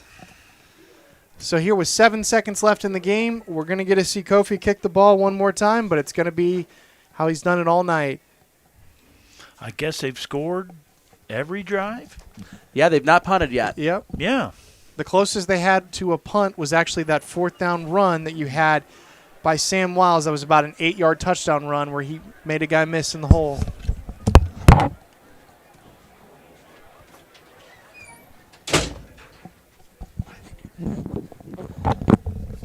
Go ahead, Dan, go ahead. 7 seconds left in the half, 34-0. Join us for the halftime show. You're going to hear from Joel Sackenheim as he's going to go over other scores in the area. We're going to be joined by Chris Vogt at halftime, too. It's kind of nice having the gang all together here. Professional analysis. That's right. I second that motion. I smell pizza. That's what I'm focused on. Oh. Ah. Can you go find out? All right, touchback right there. Can you go find out? Well, let's see, Joel, what kind of play we're going to see here? Maybe a kneel down, right? Well, it'll be interesting to see Maybe a long who throw. comes out and plays quarterback right here. Are they going to send Jeremiah Landers back out, or are they going to send Justin Bourne back to go play? And it looks like the Bourne identity will be back in there at 16. Yes, the puns write themselves. Let's You go see ahead how and take they a knee line here up. and just go in at halftime and That's what I think they should do, and it's looking like that. There it is. And the knee goes down. So here we are at the half. It's going to be Lakota West 34, Middletown 0. There will be a running clock to start the second half. Thank you for joining us, and we're going to give our headphones off to Joel and let him be able to work here. All right, folks, it is halftime here at Barnett's Field. With the score, the Lakota West Firebirds 34 and the Middletown Middies nothing. Chris Vogt, as we kind of stumble over each other here in the press box, you and I are responsible for the halftime show tonight, it sounds like. Heck yeah, Is Joel. Is this anything what you expected? You've been on the sideline. What's All right, going Joel. on So down there? I'm watching. Yeah, I'm just watching from the sidelines, Joel, and I was a little taken back. I don't know if Middletown was just ready, but it seems like Lakota West is kind of imposing their will in the trenches. They're honestly a step ahead of just about every play. From you guys seeing it up here, I don't know if I'd be able to say too much different than what you guys have been seeing up here. Oh, my goodness. It looks – we talked, and you didn't hear this, I don't think, on the air. Dan and I talked to Coach Bolden on the field before the game. Yeah. And when we mentioned that Middletown was 4-0, he got this Cheshire Cat grin on his face like, bring it. Like, Right. we are waiting Right. to come in here to Well, Barnet. and We I'm- want a 4-0 opponent. Let's do it. You know, I'll back Bolden up on that. He's just got that bulldog mentality, Oh, my and gosh, I yes. think he instills that into his kids. Like, okay, we enjoy a challenge. We welcome it, and that's what a lot of programs would hope to have. So a lot of programs in the Cincinnati area want to be like Lakota West. Oh, no doubt, no doubt. And we've been saying they've been more physical Yep. than Middletown. Yep. We've been saying that they have been every bit as athletic as Middletown. Yep. You know, Middletown we thought might have the athletic advantage in this Right. game, and Lakota West has stymied that. And their fundamentals. Yep. Oh, their fundamentals are so good. And Middletown, when you guys look at this game, so this will be a learning experience. Yeah. Obviously, this is not the end of the world. The sky is not falling. Not at all. But there are going to be things that they're going to see. Failure to wrap up Sam Wiles on a fourth and goal with one-on-one opportunity to make a tackle and stop him. He stiffed arms, and Yes. it was absolutely glorious. Again, fundamentals Like, versus wrap 'em oh. up, right? You're going to see a couple drop passes that were there that were catchable, couple of throws that were there that just ended up kind of short hopping off the shoelace. Yep. The fundamentals are just not quite as solid. It's the first year for Coach Jones. They've got a long way to go still. They're overachieving what they've so far been able to do. So, okay, you've arrived a little early. This is going to be your rude awakening to how much farther you have to go. I think Middletown's enjoyed a lot of explosive big plays in their 4 victories. They haven't been able to get anything going in terms of a Nothing big at play.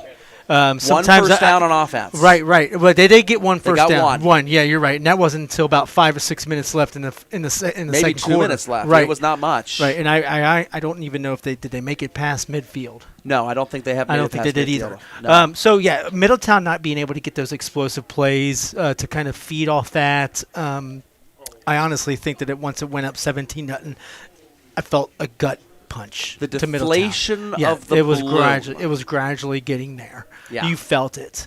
But other than that, I think Lakota West is just sound. They're playing the right way. They're playing physical, and boy, they got some big boys down the line too. You want to talk about Big some other boys. games? Yeah, let's do it. All right. I hope. Let's see if it we've updated. got the Ethernet on Yeah. our computer here, which is great. Yeah. We've got the Wi-Fi that's been really spotty spotty. on my laptop as I've been updating the scoreboard. So we're going to find out together Here how we well go. this did for us.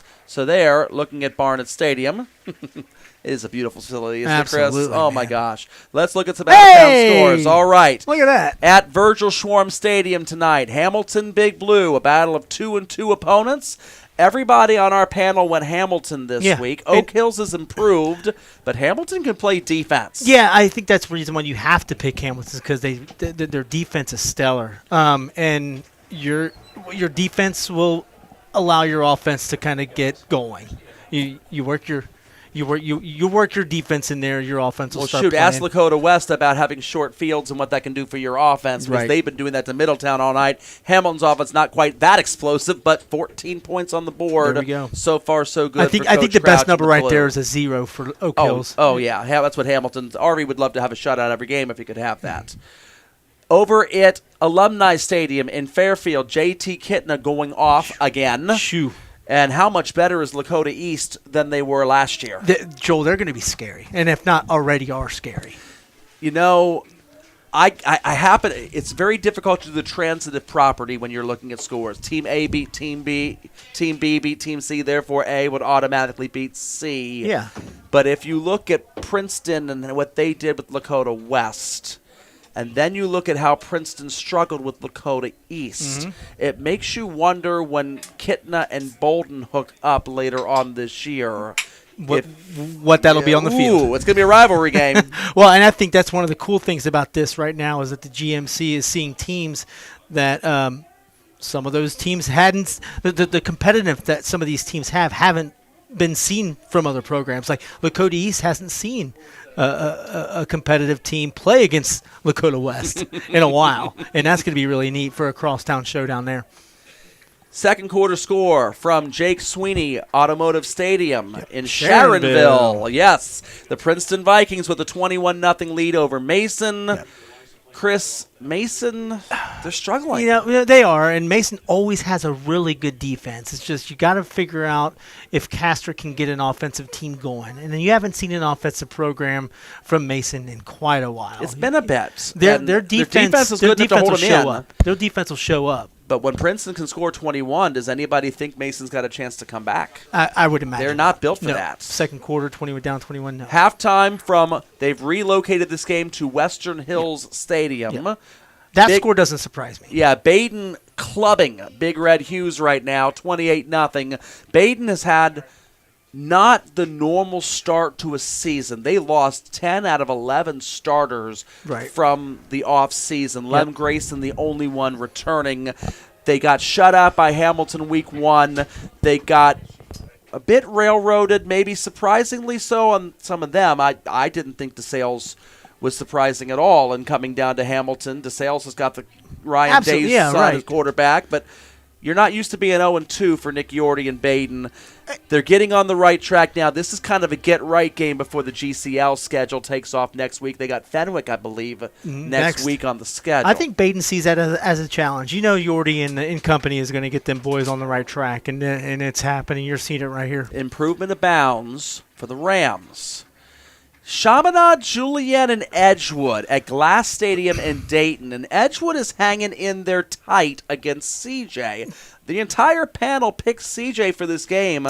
I don't know if that's motivation for Edgewood or not. Edgewood's Barstool Instagram account always writes us and says, "Come on, guys. Come on." And they're really nice about it. They're really fun. But I actually considered Edgewood in this contest. And I don't know what it was. It's just I don't know. I think Edgewood with that win against Talawanda, that does something. But I had to go with CJ. I think we all had to go with CJ here. Well, it's interesting. CJ looks so different than they did even 5 years ago when they're running a triple option, tight power formation. We're like, who are you and what have you done with CJ?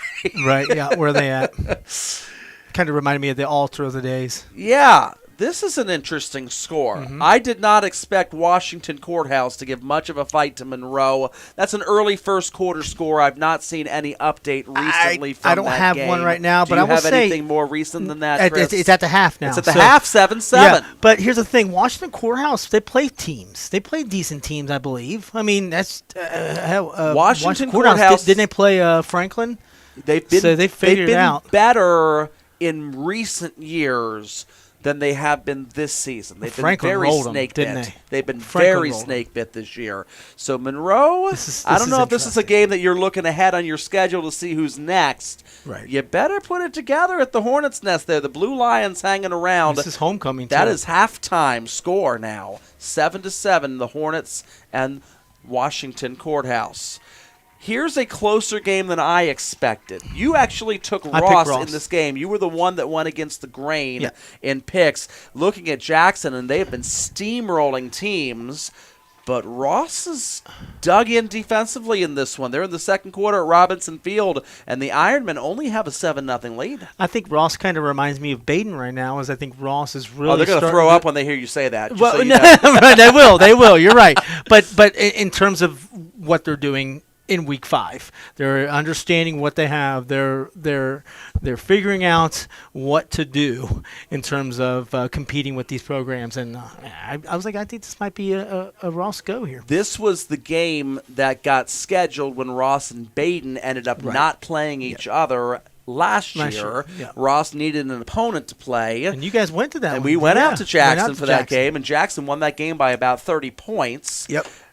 They've obviously learned from the film study, and they're continuing to dig in there against Jackson. Ross is never an easy team to play against. No, and just Coach because of their Commons always offense. has his guys ready to rock and roll. It's so funny even talking to the Wilmington coach last week, who basically talked about Ross's coaching staff and said, we know who they are, they know who they are, and they don't try to hide anything. This is who we are. Right. And he admired that a lot, did the Wilmington head coach last week. That was a fun trip, That wasn't it, was a guys? fun That game. was a fun one. That was a fun game. Yeah. This score surprises me. Yeah. Franklin was down early in this game 14-0 to the Carlisle Indians. I don't know much about Carlisle. They've not been tremendous in recent years, but maybe they're up a little bit more than we realized. I've been looking at Carlisle's past couple games, and I can see this. I saw this too. But Did you know anybody in our pool pick Carlisle what? tonight? Joey picked Carlisle, and I believe our photographer who is here, Kyle Hendricks, he picked Carlisle. So we have two on the panel. We Carlisle. teach you to get that L in there. Carlisle. It's Carlisle? They don't have an L? It is Carlisle. Oh, yeah, but I okay. think you don't pronounce I'm going to have to learn. Carlisle. We're gonna have to- Carlisle. Guys, it's Carlisle. Carlisle It is- with an yeah, L. Carlisle with an L. yeah. Okay. We've been talking on the Thank phone you. about them, and it's like, am I saying it wrong or are you saying it wrong? You kept digging in with that Carlisle, Hey, and I kept here's the thinking deal. Carlisle. Here's yeah. the deal. As a sports trader, as long as you spell it right, that's what It's we're so going to go true. right there. It's so true, Chris. Oh my gosh.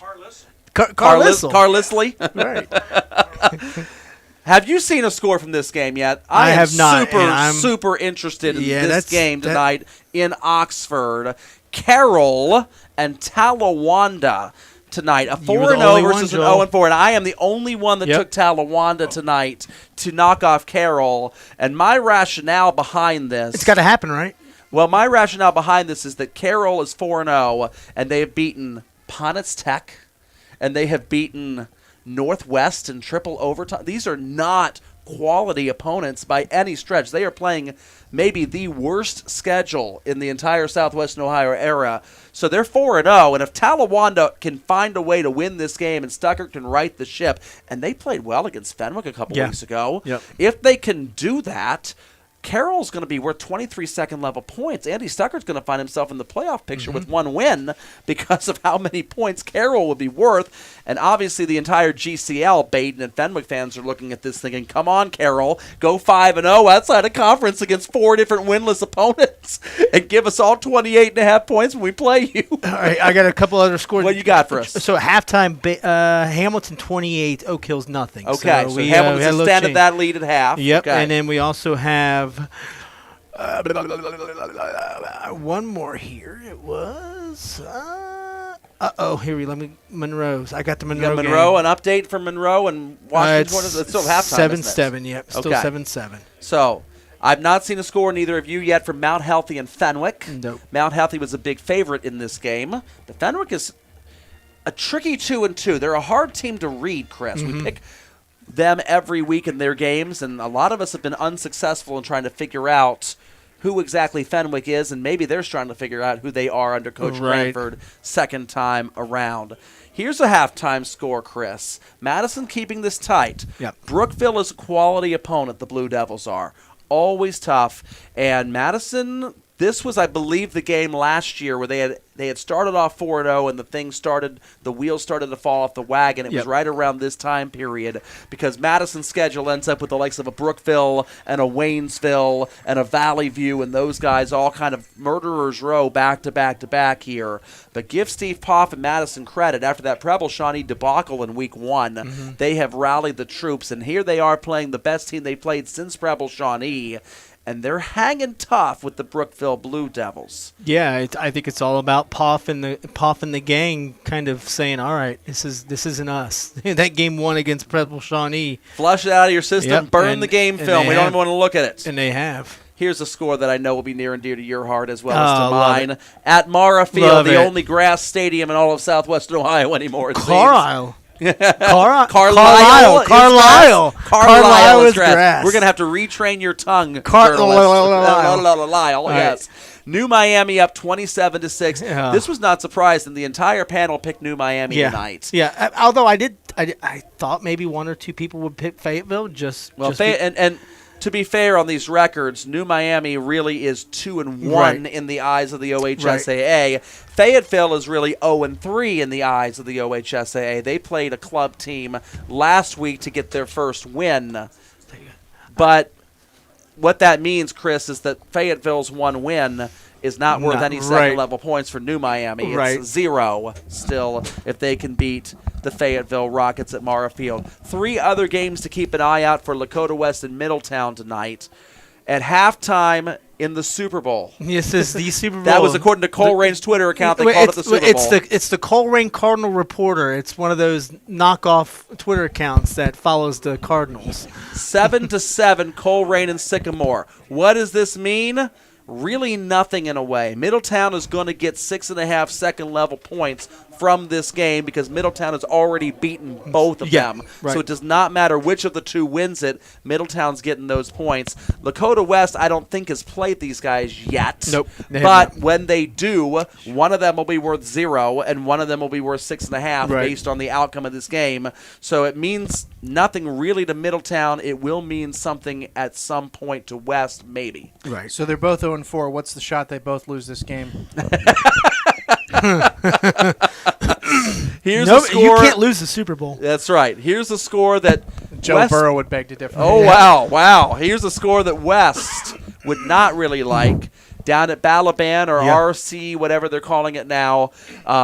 Moeller leading St. Xavier 28-14. Herb Street had an 80-yard touchdown the first play from scrimmage. The Bombers were up 7-0, 1 play in. Moeller has rallied. They've come back. Lakota West beat St. Xavier earlier this year, and so every St. X win is going to be worth second-level points for the Firebirds.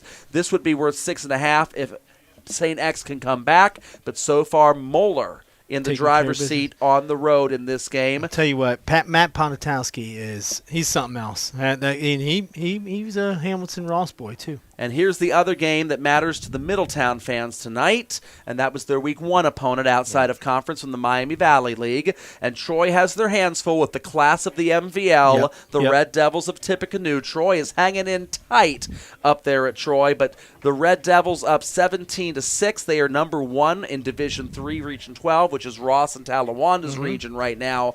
And if Troy can win that game, it'll be worth 5.5 second-level points for Middletown, but so far not looking fantastic there. Only one non-conference game for both of these GMC schools. Right. So the only team outside the GMC that West is really going to care about is St. X and whoever's playing Princeton, since West already lost to Princeton this year. Obviously, they would love Princeton to lose to as many other teams in the GMC as possible to give them those points. Right. Same thing here goes for Middletown with Troy. They're going to care about Troy in the Miami Valley League the rest of the year. And that MVL, like the GMC, is 10 schools. It's a 9-game conference schedule. There's only 2 Division III schools in that. That's Tippecanoe and Greenville. All of the other teams in that are part of Division II, which is Baden's region and Edgewood's region. So Troy will be worth 6 points every week for Middletown. Other than this week would be 5.5. And when they beat Greenville, 5.5. Here we go. So you want to look at some playoff points here with 2 minutes left to go, and then the 3-minute addition to the clock here. Middletown right now, number 1 in Region 2 of Division 1. They are not in the same region as the rest of the GMC schools. You see Hilliard-Davidson is playing the Marysville Monarchs tonight. They are not worth any points. Westland playing a surprising Franklin Heights Golden Falcons team. Hello, Tammy Vogt, if you're listening. She's a graduate of Franklin Heights. They've actually won 2 games this year, which is very rare for the Falcons. I wonder if she actually cares. Westland, only if it's the hockey team. Yeah, it's only a hockey game if there's blood on the ice. Yes, 12 points for Westland if they can knock off Franklin Heights tonight. But Middletown could lose this game and still be hovering around that 1 line. It's just going to close the gap a little bit. Hilliard-Davidson is not going to gain much from Marysville. They got Hilliard-Darby they've already beaten, but Darby is playing Grove City tonight. Darby's not going to win that game. Darby's got no wins, and Grove City is the undefeated team in Region 3 right now. So not a lot of damage to be done there. Maybe Canal Winchester can give Hilliard-Davidson 6.5. They're pretty good, but not a whole lot there for Middletown to worry about tonight. The bulk of their schedule still lurks behind them. They got Lakota East next week. Looking at Division 1, Region 4, you got Lakota West on the number 2 line there. They've got Middletown tonight. Here's the beautiful thing. This would be just the same thing would happen for Talawanda if they can knock off Carroll tonight. Even though Middletown is 4-0, and you look at that and say they haven't really played the bulk of their schedule yet, and now here's Lakota West pummeling them. They're going to have a running clock to the second half. It's still worth 25.5 second-level points. This is a big little points grab for Lakota West, and you see Winton Woods ahead of them by a nice margin, but Winton Woods is only going to get 6.5 points from Walnut Hills tonight. That's not a great opponent. Kings, Milford, Springfield are the toughest opponents. That was the first 3 they had, other than maybe Anderson in Week 9. So Winton Woods, while they're going to kind of race ahead, is going to kind of stagnate there along that 1 line and let the teams behind them kind of catch up a little bit. Division 2, Region 8, you see Anderson right up there in first place with LaSalle at second. LaSalle has Withrow tonight. Look at the bottom of this region here, Dan and Chris. You got Trotwood, Madison, and Withrow both winless. And look at the opponents that these guys have played. Trotwood, Madison has lost to Cleveland Heights, Kettering, Fairmont, Springfield, and Alter. And now they got a 3-win Center Grove team from Indiana tonight. They could be 0-5 and could be pretty darn decent still, but they've played some very tough opponents. And look at who Withrow is scheduled there. Elder, Alter, Clayton, Northmont, St. X, and now they got LaSalle tonight and Taft next week. Yep. So there are a couple of teams, Edgewood, Baden, don't get too comfortable in there. Yep. They're nipping at your heels, and if they can get things rolling, they can go on a little bit of a run down there. They are much better. They're the anti-Carroll. Yep. They are much better than their record appears to be. Baden has climbed up to 13 now. They'll get 10.5 for beating Hughes. They got Fenwick. And look at Carroll there. Look at that. 23 points, and that'll be 28.5 if Carroll beats Talawanda tonight. Just sitting there, and they've been the worst team in this league for years now. But they're going to be worth a good little chunk of points when they go into the conference I'm schedule. trying to help you out, I Joey. know. Carroll Talawanda. That's the. I'm trying to find it. I texted Steve Vaughn today, and I told him, I said, look out for that Carroll Talawanda game. That is the most important game in Southwest Ohio tonight, in my opinion. Both for Talawanda, if they can win it, give me some points, all of a sudden we're in the race, as well as for Baden and Fenwick and anybody else in the GCL. Get our doormat up to 5-0, please. Yep. Looking at Division 5, you want to see Madison in here. Madison is in 9th place right now playing Brookville. They've got a big point game against Eaton next week. Eaton is worth 22 up at this point in time for the Madison Mohawks. Looking at Division 7, real quickly, you got New Miami. They are there on the 10 line. They were 8th coming into the weekend. They've dropped 2 spots based on the results of Sidney Lehman Catholic and Ansonia winning games on Thursday night. So they go ahead and put the ball up on the tee. And here with the call of the third quarter of tonight's action, a very shortened third quarter of tonight's action. Back to the Cheez-It Man, Dan Conway. Oh, boy. Well, you know what they say. You're not ready, you're not ready. We're trying to look up some scores there to help out. The Middletown coaches asked us to try to figure out the score for Huber Heights Wayne. If you are watching the game and you want to be able to message us, that'd be great to help us out. But here we are. There's about 30 seconds left here at the half. And actually, it looks like the refs are just going to get it started. So just a reminder, there will be a 12-minute running clock as long as there is a 30-point deficit here in the second half. And this will be Middletown's first kickoff. Yeah. And the clock already runs even before the ball is kicked Oh, my at the goodness. whistle. It's an opportunity to see Noah Nicholas, and he's got a good leg. He puts it out to about the 25-yard line. It's going to get returned out to around the 40. Ball is Up on the and in ground. there, fumble. Ball is on the ground. It looks like it's going to be Middletown ball. Well, that's how you counteract a running clock when you're kicking off to start the second half. Looks like the recovery is going to be there by number 80, Ray, 6'5" junior wide receiver. Congratulations to him. Big return right there.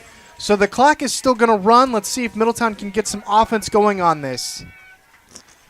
This is easily the best starting field position that Middletown has had all night long. They have not run an offensive snap across the 50-yard line.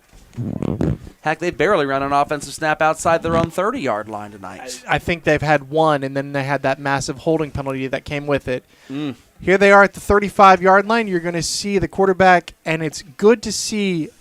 Well, they got 16 still Number in there. This is 16. the No, backup. I'm sorry. I thought I saw 7 Justin there. Bourne, yeah. Justin Bourne is going to be in there.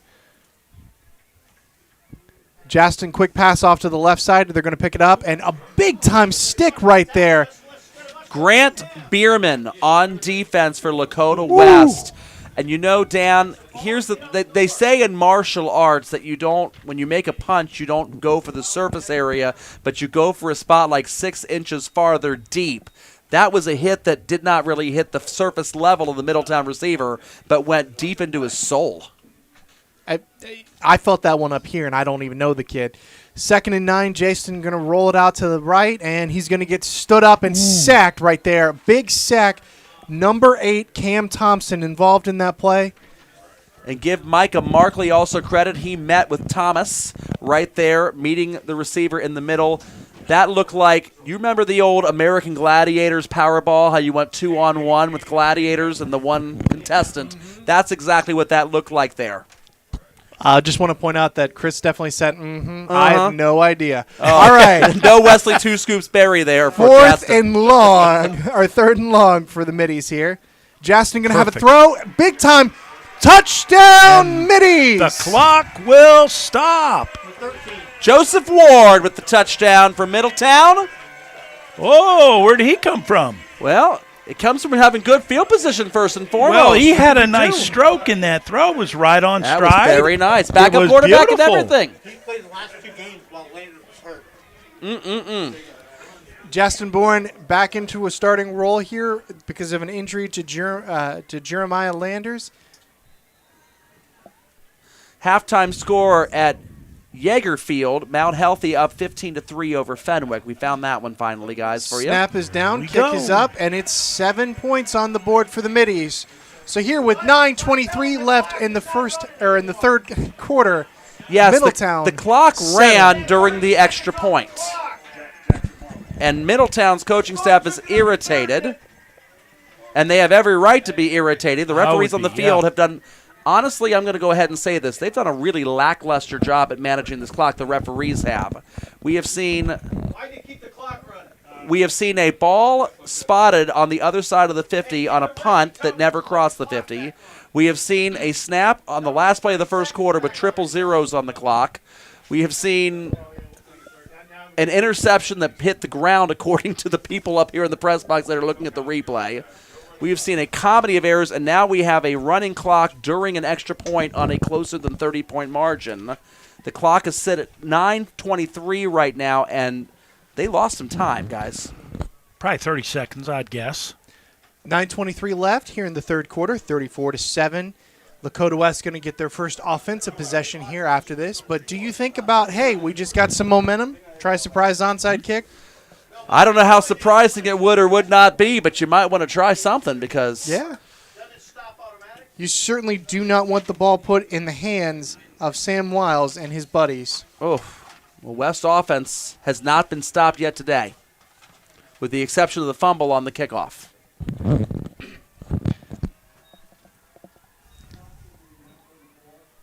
And They're correcting the clock. Okay, so there's they going put to be some time on the 9:34. clock. So Hey. 11 seconds 11 came seconds back on added the clock on. there. Oh, 11 seconds. Is that how much they actually lost or not? We have no idea, but that's what they're going to give them. We are tied up. Jackson's 14-14. Ross and Jackson. Good snap down. Go ahead, Dan. Going to take it across out to the 25-yard line, and he stood up right there, was number 4, Reese Mason, and it's going to be 1st and 10 for Lakota West at about the 26-yard line. Props to you, Chris Vogt, for calling this one. Ross is absolutely giving a fight to Jackson. It is 14-all now in that game at Robinson Field. Wow. Go Ross. Very exciting. Yeah. You and I, Chris, are tied up again at the top of those standings. You know, it is hard to travel on the road, and you're going an hour and a half away from home. That's going to upset how you do things. It makes sense for it to be difficult. Yeah, we got Chris here talking off mic. It's like if we're talking about this, we might as well get Chris involved in this a little bit, right? And it looks like there was a Thanks for the penalty. invite, Coach Neil Sackenheim. Yeah. Yeah. So there was a holding penalty on the return. It's going to back up Lakota West even more. They are going to be starting inside their 15-yard line. It'll be 1st and 10 at the 14. So you also wonder if Middletown has some of their backups in.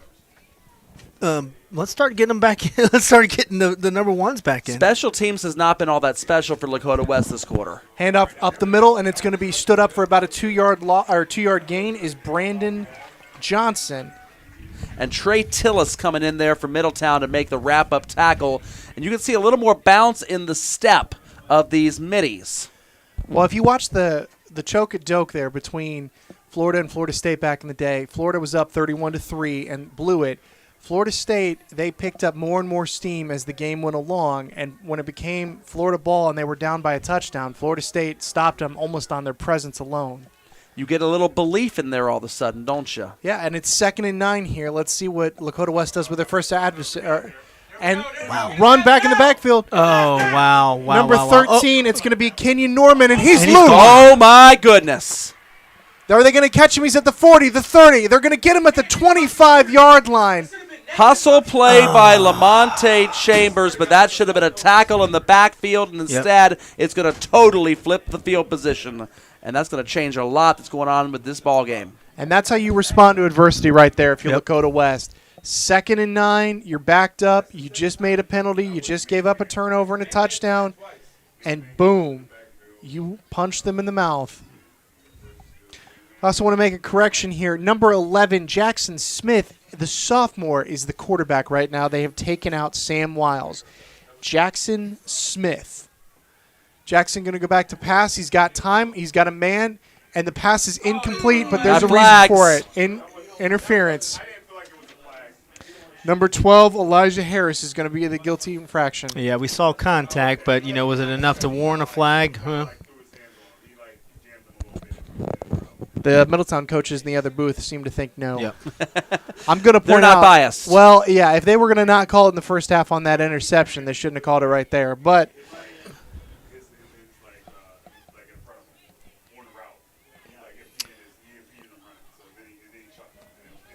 And it looks like we're going to have, is that half the distance to the goal? It will not be an automatic first down in high school football, but it will be enough for a first down and half the distance. Little background with Jackson Smith. He was an Arcanum backup. He was a quarterback his freshman year at Arcanum, and he came to Lakota West. Home of the Tigers? There it is. Or the Trojans? Trojans. And Sonia as the Tigers. Hand Arcanum off down the middle, Tigers. number 13, Kenyon Norman, and he's going to have it at about the 5-yard line. He's a load to bring down. Some of those holes that those running backs for Lakota West are seeing are semi-truck worthy of fitting through there. Absolutely. The blocking has been wonderful by Lakota West's offensive line. And Norman's not even really done anything until the second quarter of this game. The whole first quarter was nothing but Braden Johnson and Sam Wiles. So this is like having an extra sledgehammer to bring in late. 2 running backs back in the backfield. Handoff again, number 22, Braden Johnson, and he's going to have it down 1st and goal coming up for Lakota West. And obviously the return of the running clock comes back if West is able to punch this in. Or if they need to kick a field goal as well. That's true. It looks like actually he was marked short, so it'll be 3rd and No, they gave him the first down. Yep. Come on, Yes. refs. Help us out. That was all right. I'll take the blame. Whatever. All right, first and goal here for the Firebirds.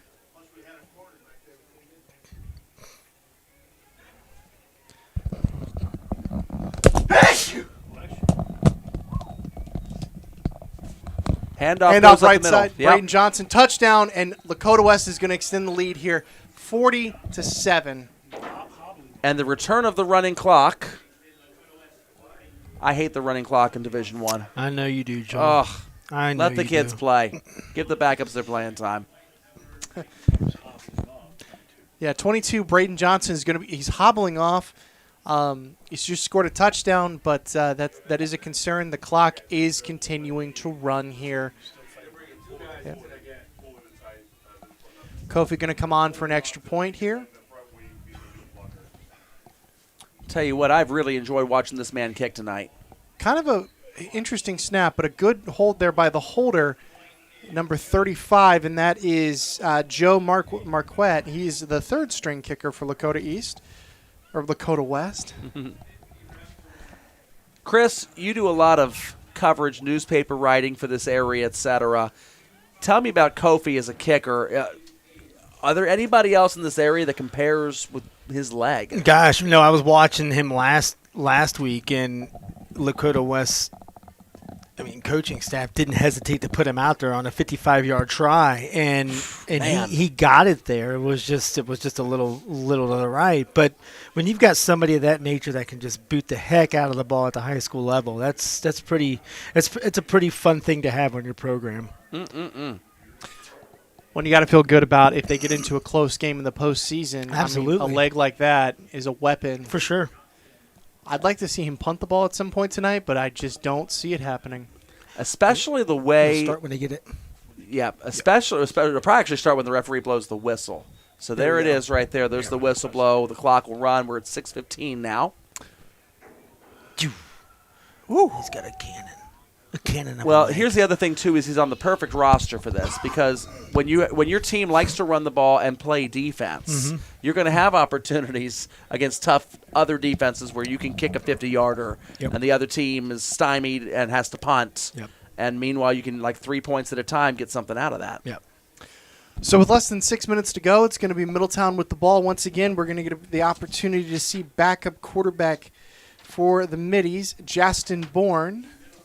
He does have a touchdown pass on the night. Yeah, Bourne was in the last 2 weeks while Landers was nursing an injury, and he didn't do too bad and led his program to 2 wins while Landers was on the sidelines.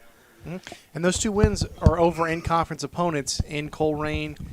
And, there we go. Pass down the right side. Oh, Off just the out hands. of reach. Max Johnson got his fingers on it. A beautiful ball right there by Bourne. What do you think, Joel? You got to catch that? It's a little Tough. bit out the outstretched arms. They're not off by much. They're not off by much, and I admire the play call. Yeah. Try to go deep. See if you can burn the secondary. That Well, to give you the athletic advantage. Yeah, Joel. During the halftime, we were talking about Middletown. They have to get some of those big plays on their resume tonight. The quicker you can score, the quicker you can stop Yep. the clock. Yeah, Dad is right. The quicker Blitz you can off score, the the right quicker you can stop side. the clock. Justin going to keep it, and he's going to make a man miss. Oh, Justin no. going to make the smart decision to throw the ball away. Right away, coming in off the blitz was number 22 number 20 for Lakota West, DJ Edwards, the junior. Dan, I don't know if you noticed, but it looked like it was going to be a read option run by the quarterback because the receivers on the right side of that play were not doing anything but blocking. Maybe a little bit of a miscommunication. You do have some backups in there, but I bet you're right. 4 minutes and 15 seconds left here. Third, and what we've had a problem with from Middletown all night. Long. They've seen this situation a lot. Justin with time in the pocket, going to get rid of it. Passes incomplete, dropped by number 13, Joseph Ward. Let's give credit to Micah Markley there, who actually got his paw in there and deflected that ball before it got to the receiver there. That was much more of a good play on the defense rather than a lackluster play by the offense. I tell you what, Middletown's just making, or Lakota West is just making things hard on Middletown's offense. I think it's just calling it hard. It's very hard. They're playing on hard mode in Madden. Who put the game on Heisman, Yeah, guys? there it is. That's what defense is all about. There it is. Defense is making things difficult. That's exactly right, Dad. Making things difficult indeed. Good snap, good punt, out to about midfield. Going to have some roll to Yeah, it. Will. Overran him. Handoff going to go out to the outside. Going to get inside the 40 and late Bit of a hit. late tackle. No, Close I out of think we're bounds. okay. I think it was kind of. No, they may not call that. Playing with fire there a little bit by that sideline. Yeah, Reese Mason with the return right there, and he's getting up a little bit gingerly, but he's up. So 1st and 10 here for Lakota West at the 36-yard line. Chris, what do you think of the second possession? Oh gosh, I mean, if you're Middletown, you're just going to have to continue to stop them. If you stop them, you'll have yourself an opportunity to put some points on the board. But I also think if you're Lakota West, you may be trying to put some new plays out there to try and mess around, get some experience for some kids. And I don't know who number 40 is for Lakota West, but it looks like LaShawn Williams. He's out there now. So you're seeing an influx of substitutes and fresh legs for Lakota West in there. And he's going to take a handoff off the right side, get down inside the 30, and it's going to be 2nd and about 2 for Lakota West. Good hard run by Williams. I liked it. LaShawn Williams very slippery Yeah. out there. Yeah. Well, the other thing that stood out to me, that's the first time all night we've seen Lakota West come out 2 tight ends. Big boy football right there, coming out in the ace and ace formation. It's going to be 2nd here and about 3 for the Firebirds.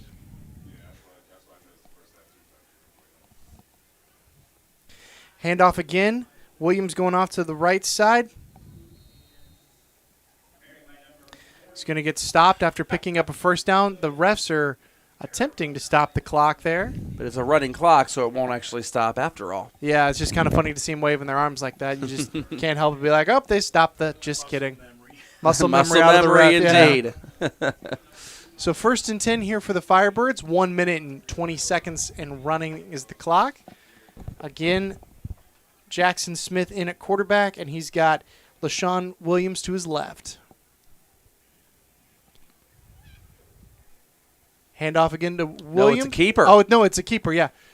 And Jackson. like we talked about, Jackson Smith right there, he's going to pick up 9 yards on first down, make it 2nd and 1.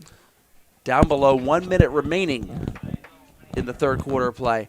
Couple of interesting scores, just scores to make you smile, coming from the eastern part of Cincinnati. We had Batavia up 62-0 over Bethel Tate, my. and we had Blanchester and Goshen at halftime with a score of 6-2 on the other end of that thing. So, couple comical scores coming across the line. Quick pass there by Smith. It's out and caught. 1st down and 10 again for the Firebirds. Carlisle is up 28-0 Over Franklin. over Franklin. Coach Muncie is not going to be happy about that, Chris. Wow. So what's interesting, Carlisle and Franklin have a little bit of a border rivalry. They do. Yeah, they do. Where Franklin is the bigger school, Carlisle is kind of the small little country area. And that's the equivalent of, for example, Ross beating Hamilton. Yeah. I Yeah. mean, a much bigger school Yep. versus a much more country, rural, small school. Big upset right there for the Indians. They are scalping the Wildcats. CJ7, Edgewood nothing, heading to the 4th. Defense, and more defense at Glass Stadium. My goodness. So as we enter the 4th quarter here of our game here, it's going to be 41-7 still. Chris, have you seen the Carroll Talawanda score yet? I'm want literally that score. looking. I want that score.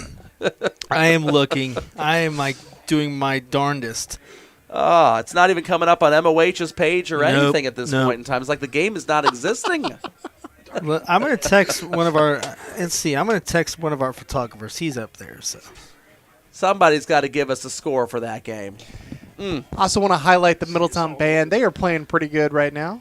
Would that make it everybody? Oh, sorry. Sorry. Right to that. The Middletown coaches didn't care that we just turned the lights out. Got another quarter to play. We can't turn the lights out yet, Dan. Nope. Lakota West. Lights out. Well, Yeah. I didn't do my hair this morning, so I'm sorry to all my fans that have gotten to see nothing but my voice. Well, they said they wanted to see more Dan Conway, right, Chris? You want your Dan Conway? You got your Dan Conway. Reflections of Dan Conway. All right, well, here we go. I got to lean in. Sorry, camera. You're in the middle. You're all over my picture, but it's okay. You have to see. All right, we're going to pass this back over to Joel. Joel is going to take over play-by-play here of the fourth quarter. Shotgun formation here for Lakota. Backups on the field. Jackson Smith, the quarterback, sends his running back in motion. It's going to be a draw right up the middle. Off now the left tackle, and then circling back inside the 10-yard line. And that's going to be enough for about half the gain. It's going to be a second down and about 4 for Lakota West. You like seeing the effort there. Number 10, Trey Tillis. It's the first time we've called his name tonight. Big-time stick right there. They're still fighting back. Second down, and it looks like it's going to be about 5 as West has all their backups out there right now. Getting some playing time, but not as much as they normally would due to the wonderful aforementioned running clock. Yeah, it's right, Joel. You think, hey, you're getting a whole fourth quarter. Not No, really. you're not. Handoff goes wide to Williams. He's got some speed. He's got the edge. He's breaking to the Touchdown. pylon. And a touchdown, LaShawn Williams from 6 yards out. And Lakota West pouring it on here in the fourth quarter. Good for that young man. Yeah, Lakota West just shot themselves in the foot. They just gave themselves less playing time. They shouldn't have scored. Now they're guaranteed it'll probably stay run running. out. They're up by 40. Yeah. Well, let's just have this conversation. If you're the Lakota West coaches, are you more upset that your players are going to get less playing time or more upset if they would intentionally take a knee there? Also, how do you think Middletown would feel about that? you I know know. I wouldn't. Extra points up and good. I get the running clock for like Division 5, 6, and 7. When you only have 15 guys dressing and you don't want an injury in a 40-point game. If you're at New Miami, I get it. Here we have plenty of players that can get some playing time in front of the moms and the dads and everybody else. And it'd be nice to give them their full fourth quarter. It would. Well, the clock did stop, so there's 10:34 left here. It's 48-7 Lakota West. Boy, absolute mismatch, I would say. Yeah. There was a lot of chatter going into this game about Midi Magic and Middletown's 4-0, and they've had a great start of the year, and they still have had a great start of the year, even despite this game. 4-1 the first 5 games. I'm sure Kali Jones would have taken that if he was offered that 10 times out of 10 going into the season. Absolutely. Here's the thing is this. Just because you had one setback does not mean the start to the season is a failure. That's right. And this can spring you forward. You now know what it takes to compete and make a deep playoff run. Well, Lakota East is going to give them fits next week, too, so it's time. There's no time to lick your wounds or to lament your situation. You got to be ready to watch this film, break it down like a man, and be ready to roll against Kitna because East is playing some good football right now. Kofi again with a kick, and it's going to once again not be. Hey, dude, don't hit my car. Dude, where's my car? Like Says Dan Conway. 1 yard from going straight out of the end zone. It was just one bounce, 1 yard within the edge of the end zone. Oh, what a leg by Kofi. Well, that's kicked off from, what did they kick off, from the 40-yard line? 40, so that's about 69 yards in the air Yeah. for a high school kid. That's pretty impressive. My word. 10:14 left here in the fourth quarter. Middletown coming on out with the second-string quarterback. That is Justin Bourne. He's been in the game since late in the second quarter when the starting quarterback, Jeremiah Landers, who's missed the last 2 starts, started tonight but ended up getting hurt on a potential hit. Holding call negated the pass that he threw that completed. This is down the sideline. That had an opportunity there. Yeah. That was intended for Max Johnson. He hit the streak pattern, but it was just a little bit overthrown from Justin Bourne. I like the kid's arm, though. He's got a big arm. It's not super accurate right down at this stage, but that's something you can coach up. He's got moxie. He's not afraid of this Lakota West defense. What's his year, Dan? He's a junior. Junior? Yeah. The starter is a senior. Sorry, Joel. As the young kids would say, his arm is live. His arm is live. You are looking live. You are looking live. Little out pattern. He's going to throw the deeper one instead. The safety's going to come over the top. You got to call that. You got to call Honestly, something. I don't know that there was anything to call. Chandler Shields, the intended receiver. The safety on the play coming on down for Lakota East is banged up. That's number 29, Coben Ogletree. And Ogletree actually had a beat on that ball, but comes up a little bit shaken up as all three bodies basically collide at the same time. It's going to be 3rd and 10 again for the Middies. I don't like something like that, and the clock is stopped here. Probably because of the injury or the potential injury, but they'll need to wind it again with the running clock rules. Yeah, Coben actually got up, and he's still in the game, just a little shaken up, but he's moving pretty well, it looks like.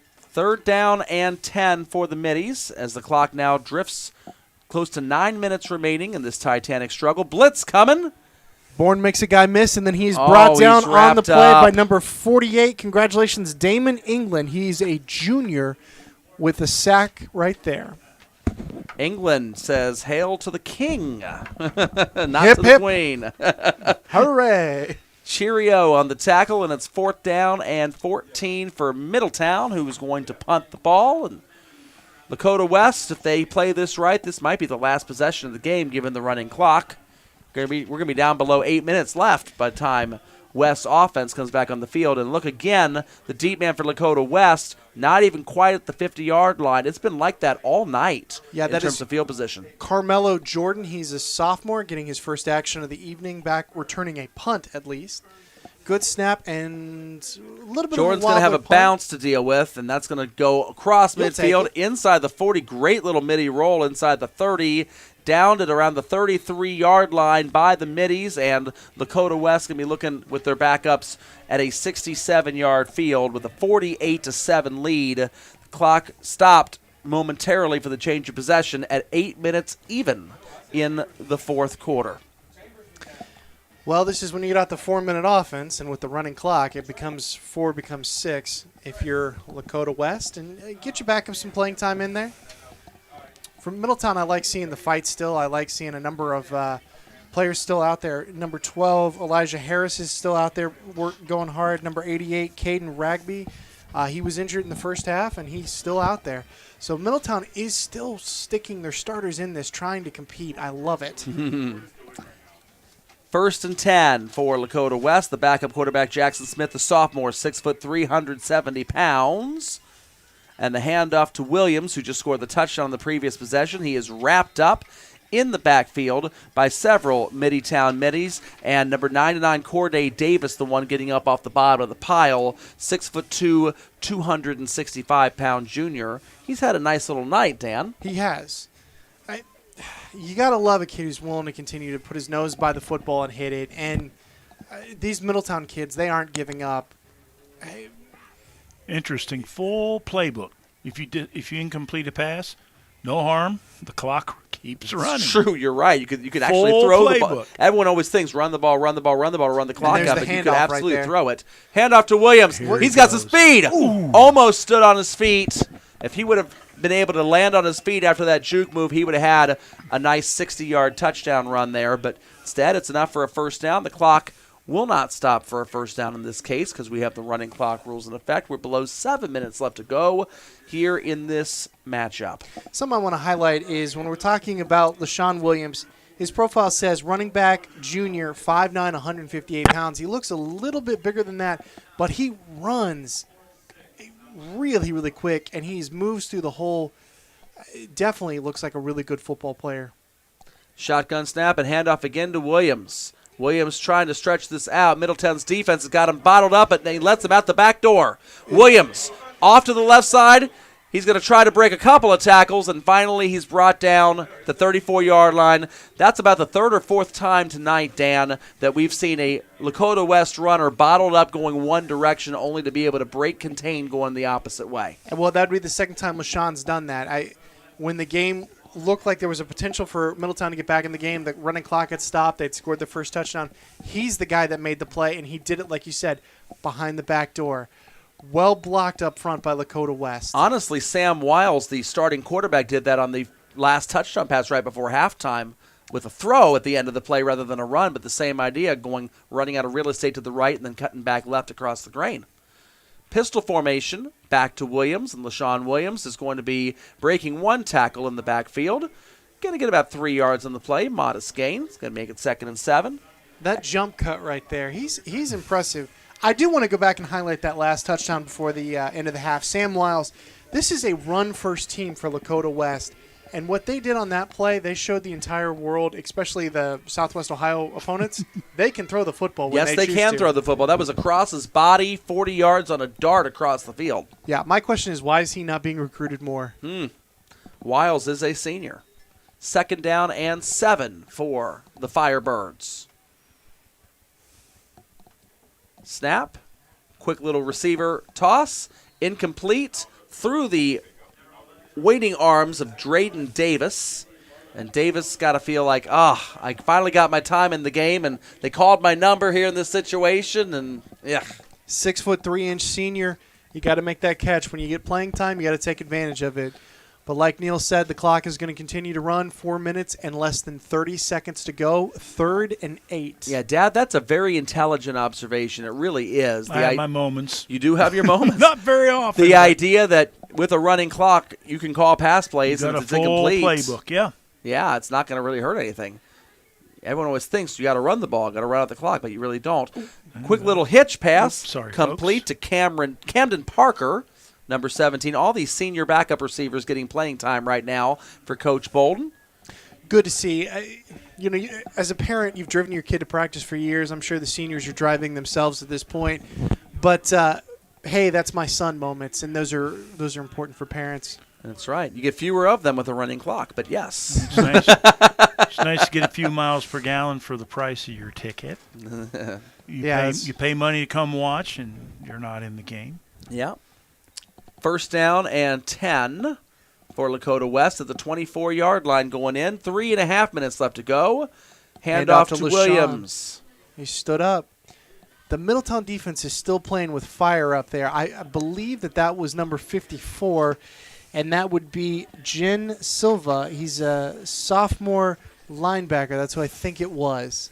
Trey Tillis, number 10, got up limping at the end of that tackle a little bit, kind of shaking his leg. And that's the other interesting thing, too. I appreciate what Coach Jones is doing, having the starters all out there still, toughening them up.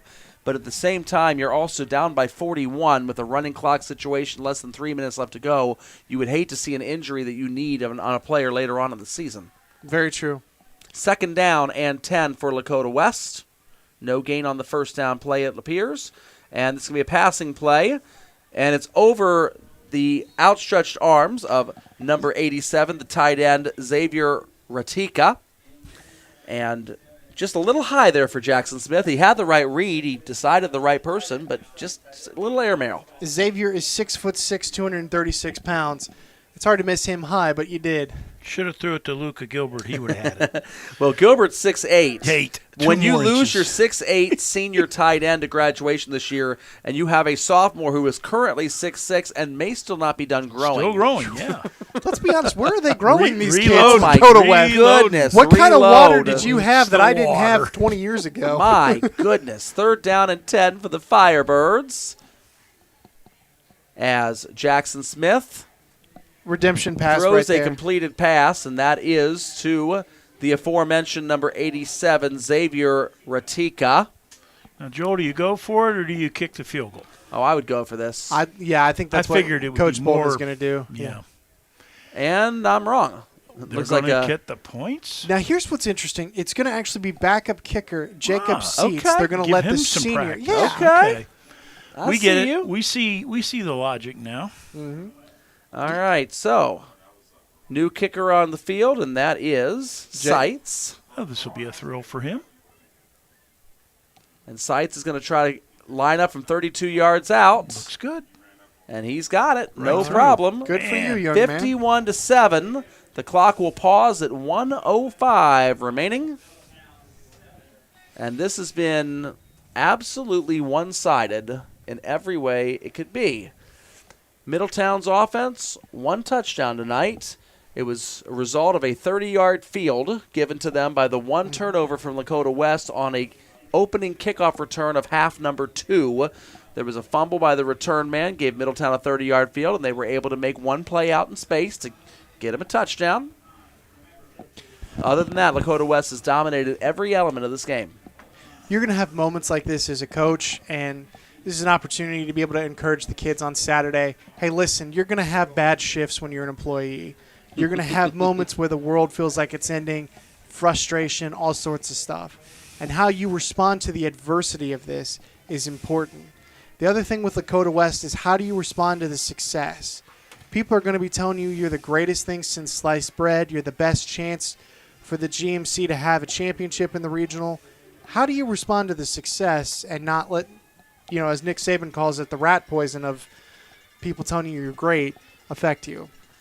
I think, Dan, looking at this as this kickoff also booted through the end zone, we'll see if Middletown gets a snap off or not. I guess the clock's going to stop right now at 55 seconds.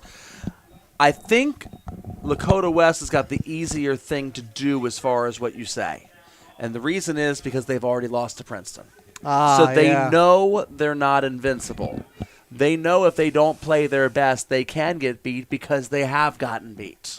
And so I don't think Coach Bolden is going to have any problems keeping their attention the last 5 weeks of the season and into the playoffs. They know they're good enough to win the region, but they also know that they could get beaten any game at some point in time. Middletown has got the little harder sell. When you're 4-0, but you've beaten up on the worst teams in your conference, and now here comes Lakota West, and they absolutely paced you. Here comes the maturity and the life lessons for Coach Jones, where he's got to make sure to regroup them and don't let one bad night and one bad loss completely tank their season. That's it. Well said. Play another play. 20 seconds under 20. We're all out here as the clock dwindles down at Barnett Stadium, and the Lakota West Firebirds, with a very impressive statement win over the previous 4-0 Middletown Middies, 25.5 second-level points will go to Lakota West. Do we know how Lakota East did tonight? They were up. Lakota East was up 28-10 over Fairfield the last we heard. Got more to go still in that game. It was in the early third quarter. Early third, yep. So 51-7 in favor of Lakota West. They pick up 25.5 second-level points. Middletown picks up their first loss of the year. Will they drop from number one in the region? Maybe, maybe not. Hilliard-Davidson does not have a lot of firepower to hurdle them tonight. We'll see what Westland does in their game against Franklin Heights, but Middletown's still in very, very good shape overall for the time being, so long as they can regroup. And, Dan, what's this week of practice going to look like for Middletown? Well, I imagine that Monday there's going to be a motivational speech, something about winning isn't the only thing, it's the only thing, it's everything. And some hard hitting in practice, being able to try to get more physically tough, more mentally tough. We knew the key word was physical. Yep. We heard both coaches say it before the game, all the way back in the pre-game huddle. We asked Coach Collie Jones, what is the greatest challenge that Lakota West presents you? And he said their physicality. They are physical. They push you around legally, but they push you around. They control the line of scrimmage. It's all about their physicality, and it's a great test to see if we can match it. And then we went over to Coach Bolden and said, tell me about your team. And the first thing he said was physical. We like to push people around and control the line. So far, Middletown does not pass tonight's test, but it's not the end of the season. You're 4-1. Yeah, and the thing is, if you run off the next 4 wins and 5 games, go 8-2, you're going to get a home playoff game here. That's winnable for this team. There is a difference between Lakota West and any team you're going to see in the first round of the playoffs, except for the poor 16 seed who has to play them, or the 15 seed, which looks like it's going to be Marysville at this point in time. Yeah. Hilliard, Darby. There's some bad teams at the bottom of this region. 17 teams in this region, and 16 of them are going to get in. So there's, if you can finish in the top even 8 and get a home game, and I'm going to say this too, I don't think Middletown's region is nearly as tough as Lakota West's. Oh, absolutely. A bad loss doesn't make you a bad football team. That's right. You talk about the Cincinnati Bengals a couple years ago. They got thumped right before they went to go play in the Super Bowl that year. They got beat pretty bad. I think it was the Jets or somebody got him. Somebody shouldn't have lost to. Yeah, Mike and- White's Jets, I think it was. Yeah, yeah. Backup quarterback and everything. Yeah, and there was no reason for it. And then all of a sudden they said, you know what, we're going to take this and we're going to respond well to adversity. And that's going to be something that Middletown's going to have to do. And this is a life lesson right here. You know, we all have bad days of work. Coach Collie Jones, when you get your Middletown guys together for film study this week, I want you to get out your DVD or your streaming service of The Lion King. And I want you to put on the scene where Rafiki says, learn from this. Mm-hmm. They did just get hit over the head with a club. They did just get hit over the head with a club. The past can hurt. But the way I see it, you can either run from it or learn from it. What are you going to do? First, I'm going to take your stick, and then he's going back. That's right. I don't know that you're taking Lakota West stick. And I'll tell you what, Lakota West absolutely impressed me. Oh, they brought the stick tonight. Yeah, domination from start to finish. This is a team that can win the state championship. Oh, yeah, absolutely. Lakota West, obviously, they're going to be focused next week. Keep it rolling for them. They got to get through the rest of the GMC schedule. I know they got Lakota East coming up at some point in time. Middletown's got them next week. West and East going to be a lot of fun this year when those two hook up and lock horns later on. And obviously, if you're Lakota West and you're looking at Division I Region 4, if your eyes start drifting to the playoffs, a revenge match with Princeton is something you would love to see, as well as you've got Elder and St. X and Moeller, and you've not heard the last of those guys either. Well, it's interesting. You mentioned revenge with Princeton. Yes, revenge with Princeton's good. Also, revenge with Moeller. That's right. Because Moeller got him, I think, Couple last times year they've gotten and the him. year before. Yeah. So It's been a while from Lakota West to make the state semis, and Moeller has been that bugaboo that has extracted them from the playoffs the last couple of times. there are a lot of teams that Moeller has kept from long playoff runs. Let's just be honest. Middletown's last playoff win was over Moeller. Really? I believe so. How long ago was that? I believe it was 2011. That was with Marshall. That's right. All right. From Barnett Stadium in the air-conditioned press box. How nice is that? It's been all Lakota West tonight. The Firebirds improved to 4-1. The Middies dropped to 4-1. It's Lakota West 51 and Middletown 7. For Neil Sackenheim and Dan Conway, this has been Joel Sackenheim for the Report Ohio. Thank you for joining us.